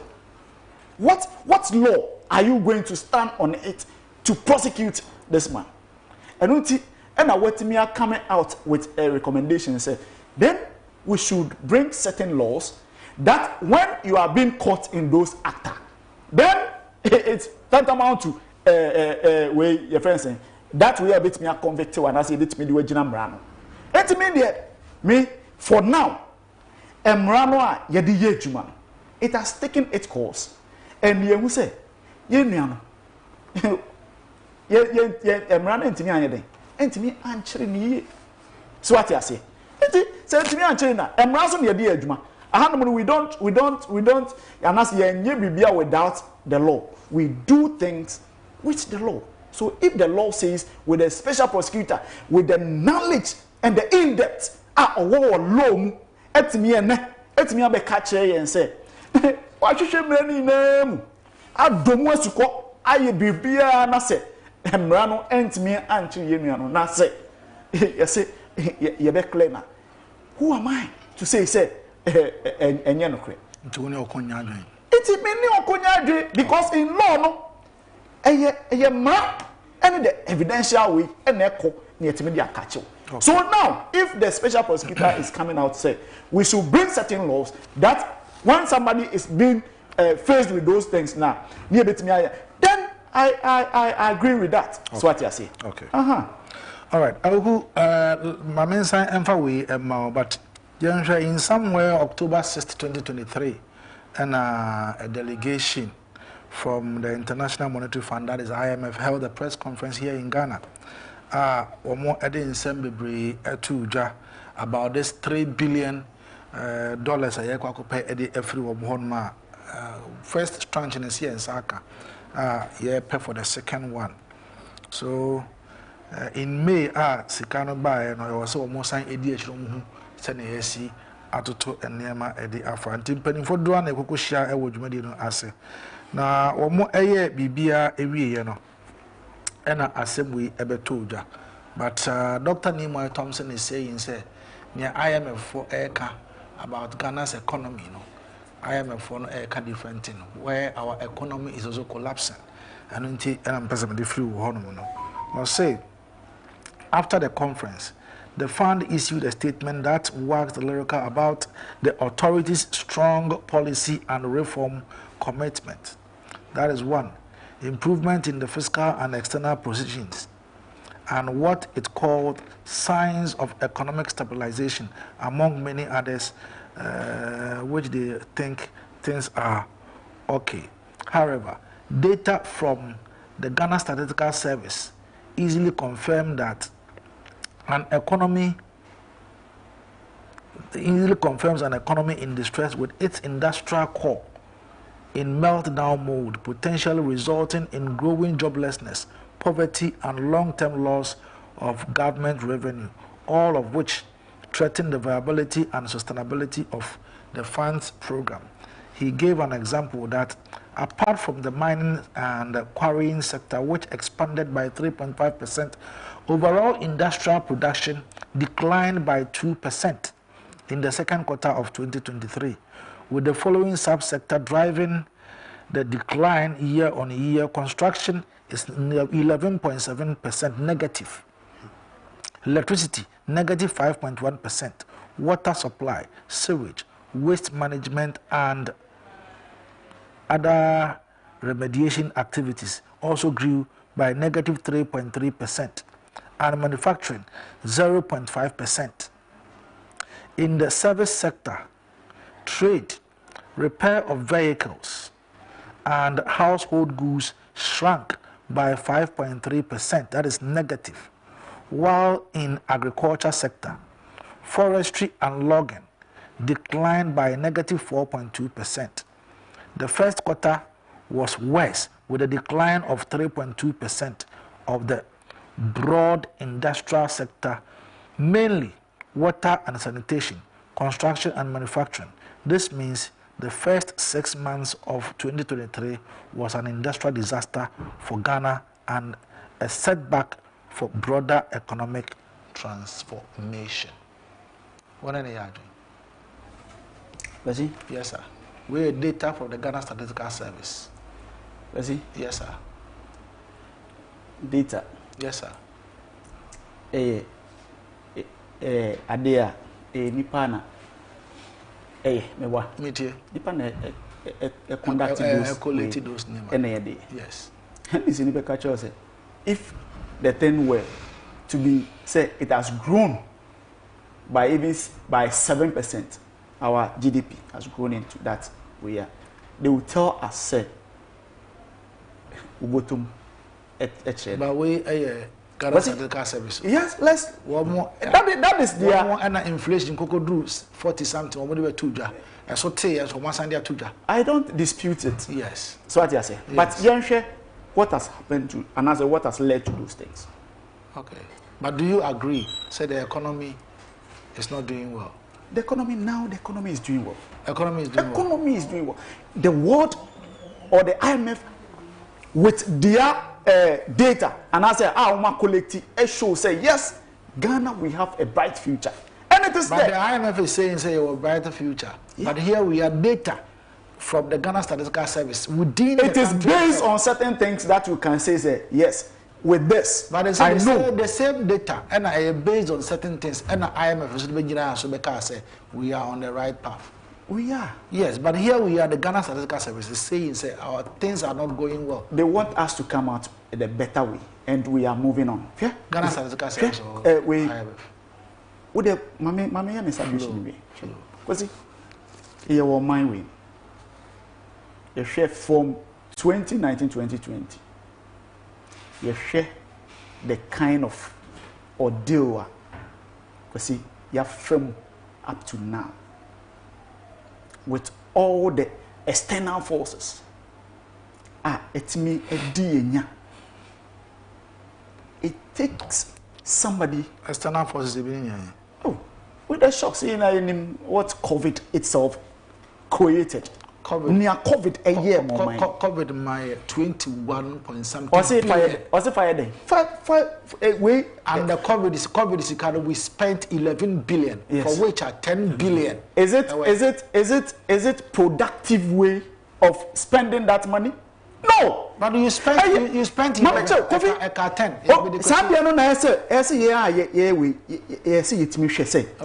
sika, na sika no. What the sign? One fine productive way. Do you expect that money? When you are 21 billion. What's for sayari? What's spending 11 billion? I'm not 10 billion. Kwesi 10 billion. Kwesi. When you say sikano, and near your child was a fire. And an car, one young fire. What's I had a crochet? Who did I say, Mammy? Kwesi, you amount 20,000. 20,000. 21 billion. What they make 20,000. Okay. 21 billion. It's your mouth says you can. Yes. And share a near a course under the COVID.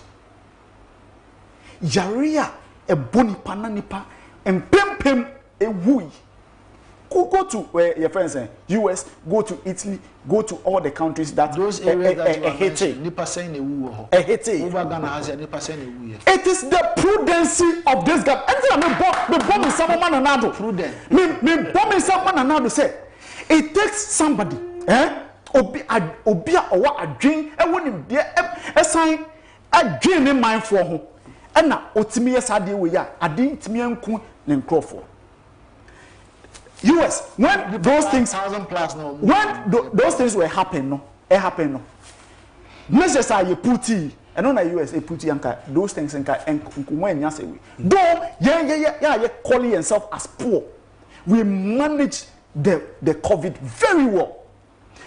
The activities are a course within for the discovery.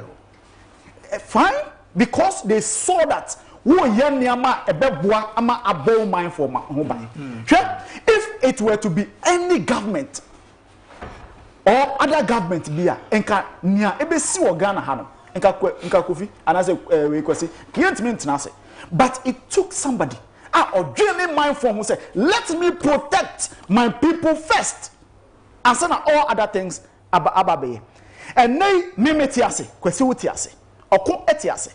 Ye wui because of the things ye de two akwanso. She enyama ekoso. Somebody who say we got this money and that the money that we got and I said the money that the government got then or there or the share say yare no entre and come the mind for. And that is what Nana Dankwa Akufo-Addo used the money for. If the money was given to him, say, offensive industries, offensive wemu na emma nyama embra, enka say enka wo bebre. But you use those monies to cater for the lives of this great nation. And nothing ene metewo ene wonso tewo. And we have to applaud this man. We have to applaud him for what he has done for us. Now sometimes you know, now they use the propagandist way. Na Ghana Statistical Service na we start over propaganda. Kofi away Kwesi. Yes sir. Share oman share apart away COVID e free.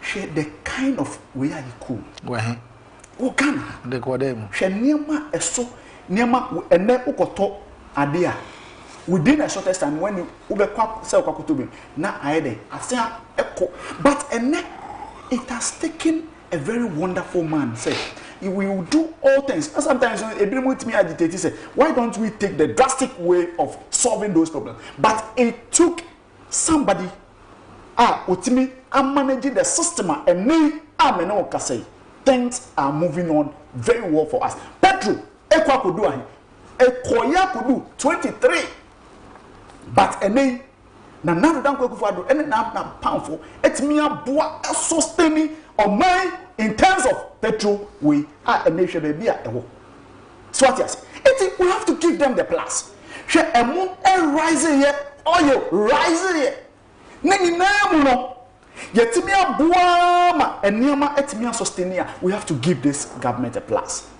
she in agriculture agriculture you say it has grew negatively or what you said negative. I said negative. Very good. Forestry and logging. Very good. So it means that we have a base at which a grow it to, but a ne growth not because when you have a country that agriculture has grown more than 5%, and you have very huge something under your friends and Nana Dankwa Akufo-Addo. NDC when we came, agric was negatively growing, but it took a government like Nana Dankwa Akufo-Addo to make sure that agric will grow in that sense. Industry will grow in that sense. And now I know say, she factories are under the Nana Dankwa Akufo-Addo. It means a construct here. Because of certain things, say I say and corn and him ebima. Now and say or mine ye nyama bebreya. They say ebwa that under the NDC they were not paying him your friend saying and Kolafiso. And then JHS ni eko sukua. Now okwa exam. Yenji the PNU. Examination fee and everything is free. As the same. Nana Dankwa Akufo-Addo, his government is the only government that it me fee say ya wo me up to a neno. Nana Dankwa Akufo-Addo government that has made sure say Akwala go school from the KG to the SS level will not pay a penny. So what I say, and it's a plus. Under the Nana Danko Kufuado, and when at that time in 2016, 2015, and that way, and Kolako school, Ometmia Shoma could do training college, nurses way. Na omam penibia or send media very far misika and 1 cent for free ma want me and say allowance be. But now Danko Kufuado came and he has settled those things. And it's a plus for this man. With all these things now, infrastructural development is going on. With all those things now, road sector, building, interchanges, you're building schools, and then now Danko Kufuado is building the state of the art. About 10 in Ghana. You hear the STEM schools are now Danko Kufuado has built 6 are operational. I say, Bako, and then wait me ako Ghana TV service. Well, East Legon, Shashi. Now I the STEM school, Papa no build. Now we should say, clearly say, yes, indeed, this man is really working. Kwesi, with all those things, sometimes you bet me say, oh, and the IMF has almost me at Nase, Ashe, or minor at the true nature or the true whatever about the two say, yes, we can see, say, there is a light at the tunnel of the way. So what I say, and it's kind of funny, I say, and say, this man has laid a very formidable and a very wonderful foundation for us. If that foundation has been built by this, your friend say, or Kudom, the NDC, and we will not be suffering. We came to government and the economy was in shambles, destroyed. And it took somebody like the Nana Danko Kufuado sort of Nambi Suo, saying COVID, and the other factors, and a Sia, and can Ghana, and can you nipe bianchi. And that shows clearly say, yes, we are doing better. We are doing very well. And then Yesuku Fokuo school. When we say Suku Fokuo school, three northern region. Three pe. The northern region, the upper east and the upper west. Schools are now when you're the free SHS. NDC government could not to me and show ma na three pe.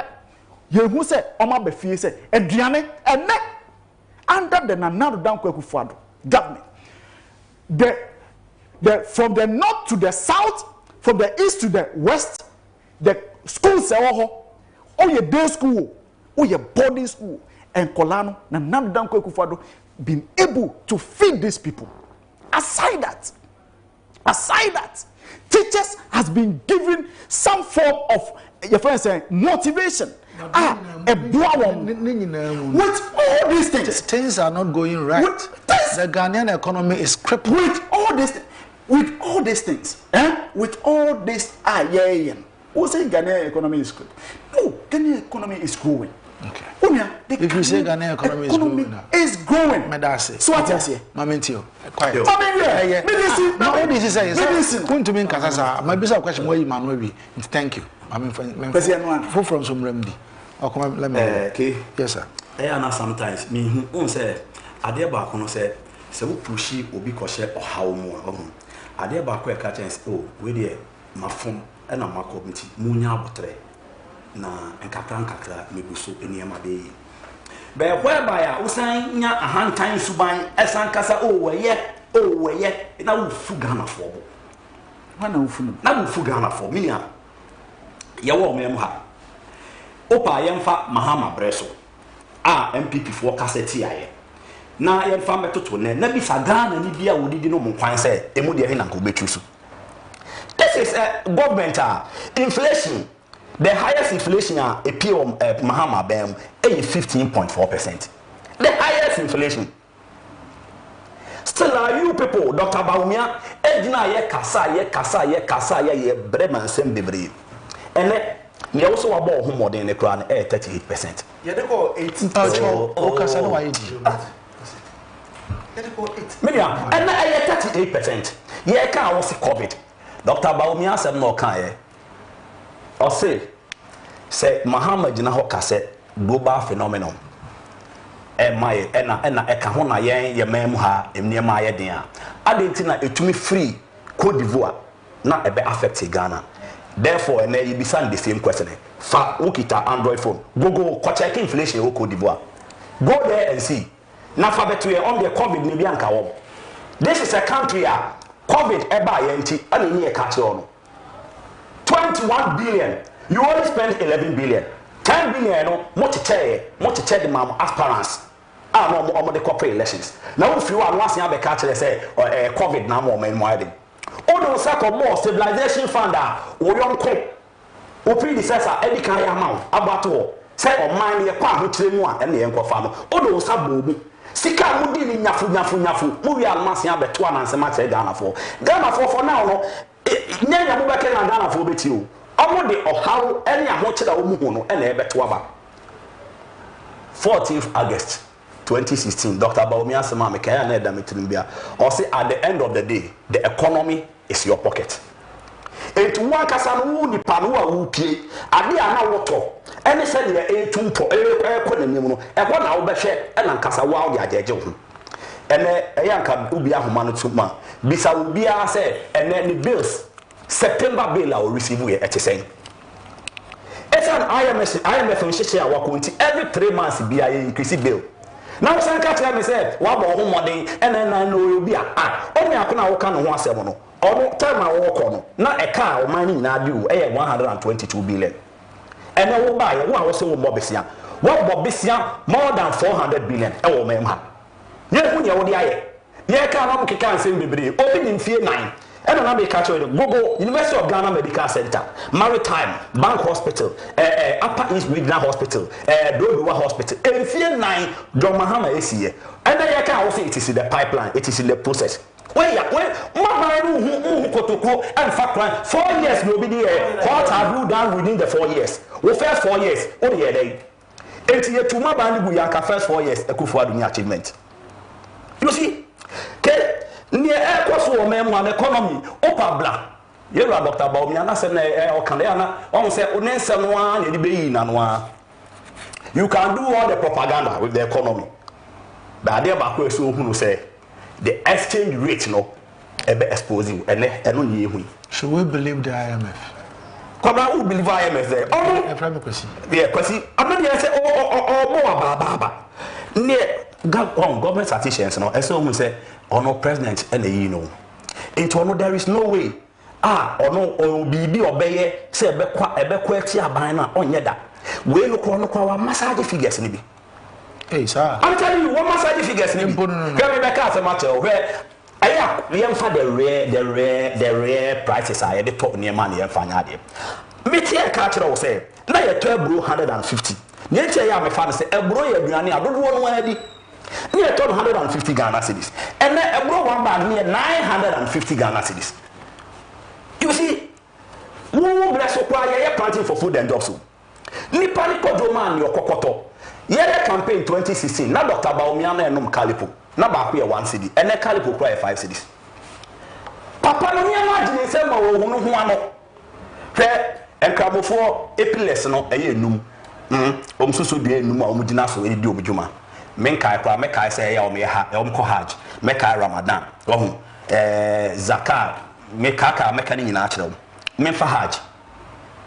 2016 obi ko haja ne ka obo nyina ebekwa kosi 23,000 sa time no na ye wo president or ye Christian vice or ye Christian so what you say enti en fans o mo nim haja no so mfa so enti mpo na net sa and then as I'm speaking to you oko haja 78,000 answer what me akọ haja Dr. Baomi to boss modern abo no an so na nkasa ma net modern economy na papa ne betena se no watoto ne mama Ghana for ho atoy no ona man ne ka so dem na odi communion problem I woni o at the moment ne ewunyi ne odi be fra ne ma nyina atutia wo tina sinama Ghana for nye ena na me Methodist brigade ena na me say oduwa ne kan edu kom no obi na no ye de bi atoma ma no ena ne ekoso o memha no ana eko o kan na we no gina kire o de ebetoto wo say anka John Mahama leti anka Ghana aye West since John Mahama no so bebu oman pen Papa bebu oman pen bisi a wabo no abambia mo sa bisi ani bi already said to whom much is given, you know, much is always expected. What will be seen more than 400 billion. Try a hospital back while it is in the pipeline. Obi more 89 billion. Met me a kind Makuma, met me about 10 or within 4 years. Only they say. Into the president, IMF president. Oh, bien, Messi Wakasa, and fact the IMF can. And finally, a government statistician, Wakasa for wa was sitting them. Manti bill a hina utia.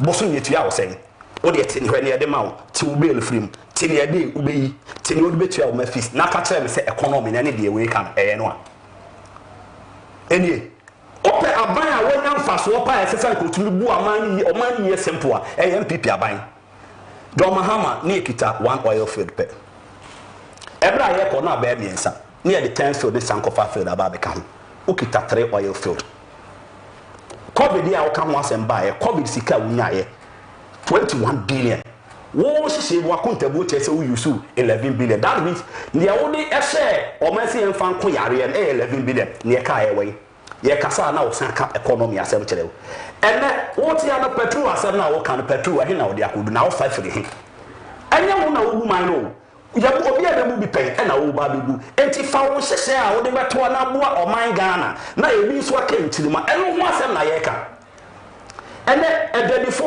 ati dwomu a nom yem hyehye wo obatan abrante sori 345 na nani so ate no wa fi ase check akonta obi tumi check akonta na do ade be no nam ntu be sia no kasa ni sika nyina aka 40 Ghana ni ma yeko school ehe no de betu fi ene mama dodo no ade nya dwuma because of ahokyere abode abreye o da so te wona obo aban we abaso mitimi tena se entina obi sa kasa Dr. Bawumiansa me president na makoma asa ne mu ni obi a ana se niam nyina asi papa ya wo kofa no ba ye ya nkasa wo akasa wo be ka no kura wo akasa asetena no etesai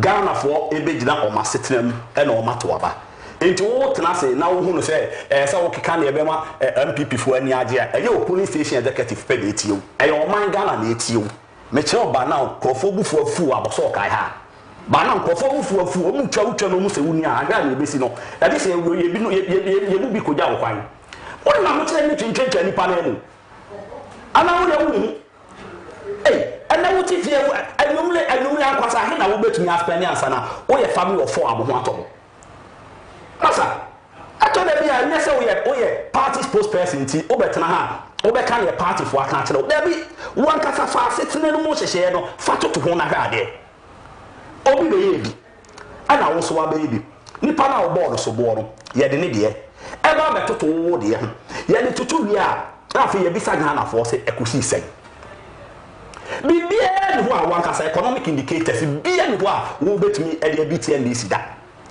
sana be kan ana medical catch law say debt to GDP 93%. Enti chese Ghana ne wa 7% pe o ye ton ye japade wo nyina ne e kotua ye ka ne e be ka 7%. Enti si ye transfer ne ye cheche ka man ya Dr. Bawumianti wo ti we o de ka 29000 da be na obetua wi da be na obetua wi onye de maaye o ma de maaye se ba bia de no enche wo be hu ana maka kire medical ya be fa na okwa koso mo obi mem because e ka me ne Dr. Bawumianti obi oso wo mo besia ono ye ototo na ni hwe Ghana e short so a obenya scan no de ayakwan nyina obi oso wo mo besia body lazy government e le ko bo besia di moment e le hwe ba bia pakodu me no ka se bugusu ye hyehye foforo de besia akwaje besia foforo mo na no ka che Ghana for say ade betumi am ye hawo nyina si e e11 we are paying e11 still hwe ba bia Ghana ye da so nam awe for 7 and the little riser every day na twem na turn 18 cedis no and then right you turn 55 cedis fese na nyema ko boom within 7 years pe na wa se aka che se yensa ma make 8 na je top person che se wa okuru kwan wa bia fi ase nante because I will be breaking 8 so we udi sa so ba we be breaking 8 bia na me am fi enum boso mi wo problem da be na me ko bi kuro masa Sasa nipa edi nkomo edi yawo e na so dem ye wo obi e ne ho otumi gba for o meet the target da obi apaba aho kire twintwentwe ne nyina ye na mu enti bi pesa me ma wo ti ase se enye wo nsem na wo eye ne ga na ni fele ne ga na ni fele o e no ogina so no de akwakoto aba wate mitimi tenase ya na me hwe me nuanu kuma wo mo ware ye da be no obenya sika wale baby awo de amamu na pakodo no as I said next year nipa tenase bi e ma no certificate of survivor a experience and a nipa de Ghana obi e de ho a otumi nya ne eboso nyetua no otumi bo ne ho adura I don't know oza mo de ye na me we ni e kwakoto ye police station de ketu ye be pejama entimu ka se no ano no there bisa said me wono so ko nya 10,000 5,000 ni bi no okwan be no be fa so o didi wo no ane salary and a teacher obi be fie ne net 2,000 teacher bi be fie ne net 2,500 no what bisa said o wo yere e wo ma o sentu ya danka o be dan no watumi adisa sika we abɔ no ho akɔhoma meni awuku o partner se fa hye covid akosi minim se ka obeka ba ko no minim ne nti awaka Ukraine ne Russia se de MC ye to bomb no from ho a e ba beto Ghana street na be say ye board ye na be say ye bro na be say ye bo se ne akwa kodu no enti ka ro be kan no so aka ho me ka Ghana me de ho a me nti ase kana ya Bank of Ghana Kwesi tutu ni awa ma fini sem apart from sika we twa hye economy nyina still a hwese ne economy ne tie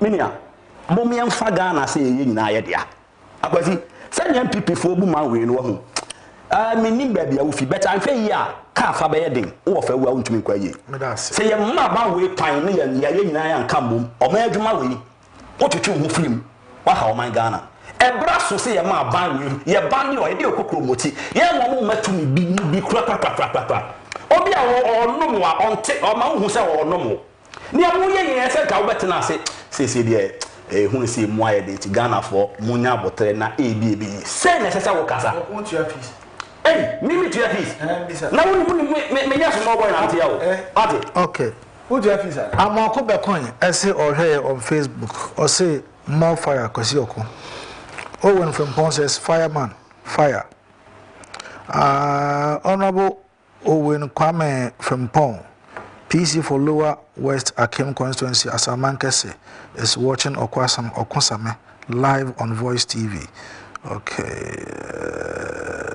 Says more success, Honorable Owen.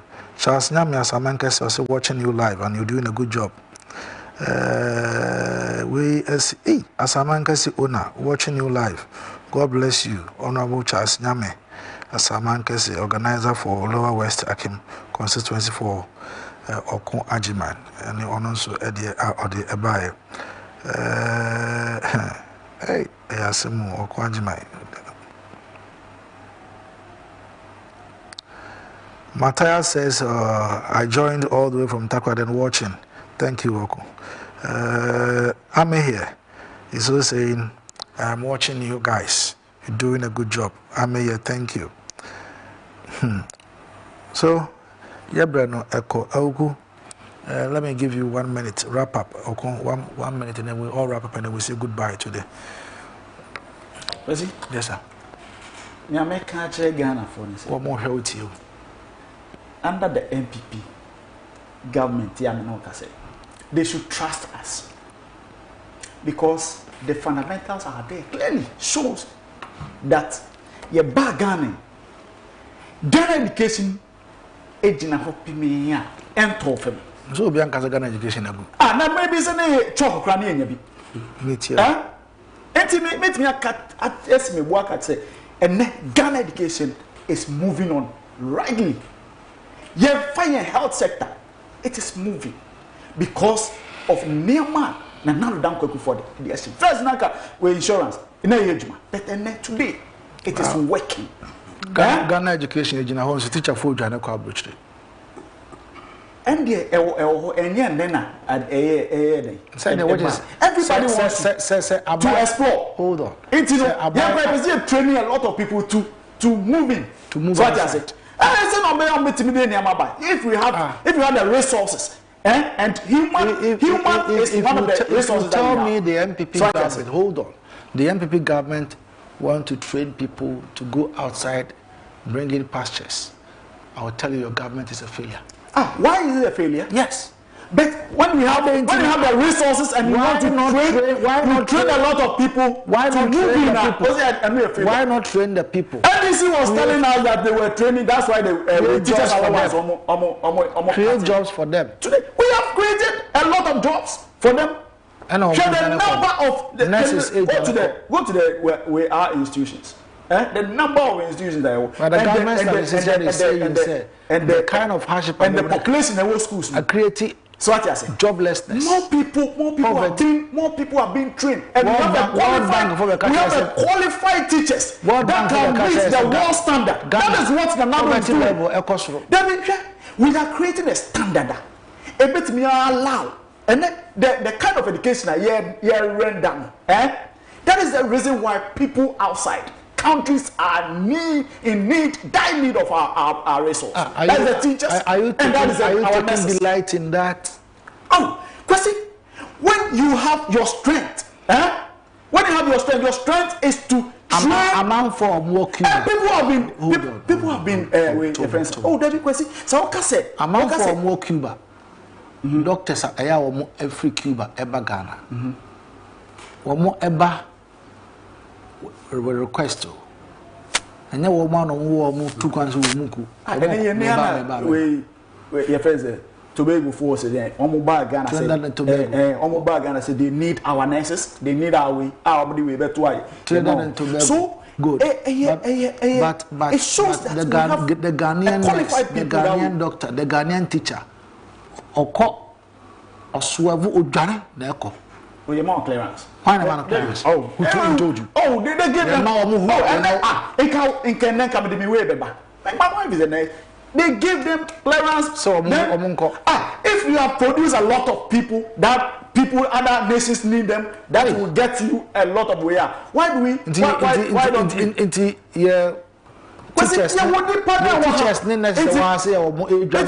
We have to block them. Me say the teachers say necessary omujane kwa bruchiro no ye ma omo clearance omo de ko for which omano ebenya omo mfa so if the clearance go to the Ministry of your friends health, they give them the clearance. Thank you. So what you say? It's a question. Nyame can say your strength, let's build of our strength. Our strength is the human resources. If we can build the people, their capacity and other things that other nations need them, we should try as much as possible to do that, so that when they go, nobody remittance is better. So what you say? And it's one of the things that will help solve some of our problems. If we have those things, we have to give them that way. So what you say? Why? Obeti. Okay. Na bi nua ne kasa no se Ghana fo nya gidie e wo MPP abem. Yes. Kan James Fortune na o se gidie enuma nim na gidie wuye. Se menya gidie na hwe mfiri mu ma sa gidie de menya de ayede. Di o mta de tie. Se Ghana fo whether the NDC that omo ma yen ko sumo for na 4 good years gas yen bito and then once gas yen bito I don't yen gas gas bebe and sure petrol bebe and can so what is that teachers allowance have been paid gas what the maninka say obviously the MPP has performed critically. Thank you. Yes.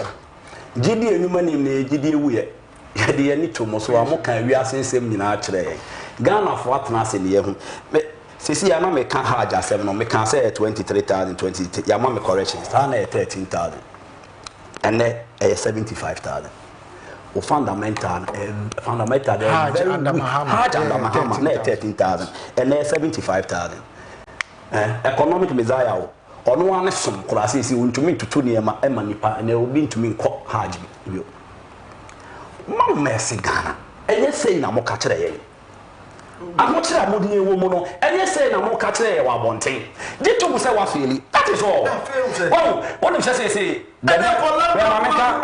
calm down we say program calm down kuma ni yeni yanso na metama so why am I say obi abetumi abu Ghana because they say obi a pregnant because I put for adokra be Ghana because mama niam ya fo kuso ase nete mama ni o de hwe omo place omo mma be mo fra be o de hwe credibility ni very poor poor say program oh Baumia better to Mahama tell me Baumia then much head of economic management team and then Nebreso yes it's $1 per 12 cedis Mahama yes $1 head of the economy economy saying SF Ghana for voting massively against you Mama pass it down from Okwajiman eba enano pay represented the NDC by a communication officer Emma Manfo a Lower West Akim that's it. Oh, Kusi Wanyana Sao back cancer many so the hacking and all that. Okay, me the manusi no. In Chiakasi and Koma lower constituency chairman Haji Ibrahim Sunday. Afi PC. Chairman Sunday or Chairman Sunday. Ye PC at 2025. No ye MPO lower West Akim. Yera Owi Kwame Frimpong. Ichiano or Bujuma papa. Sisi or touchy basis. As or no MP. Oh, Hani Afeno. Oh, honorable. Bring way a boo, or honey a friend, honorable. Issue ye for her, or honey a friend, honorable. Just a Jumedia, Papa did no air sonko. Lower West Akim. Abato na yeton, de Biamica, Otuaba Bonia, Otua, or something fear night. Obian who are so wono, and Obian who are in your wono. And Tituabama you be to me a wow. Yet to Abama Puntu, yet to Abama ye, into a brasso, yet the Safwa Bakune Bia Masisa, also trader, Yansesa.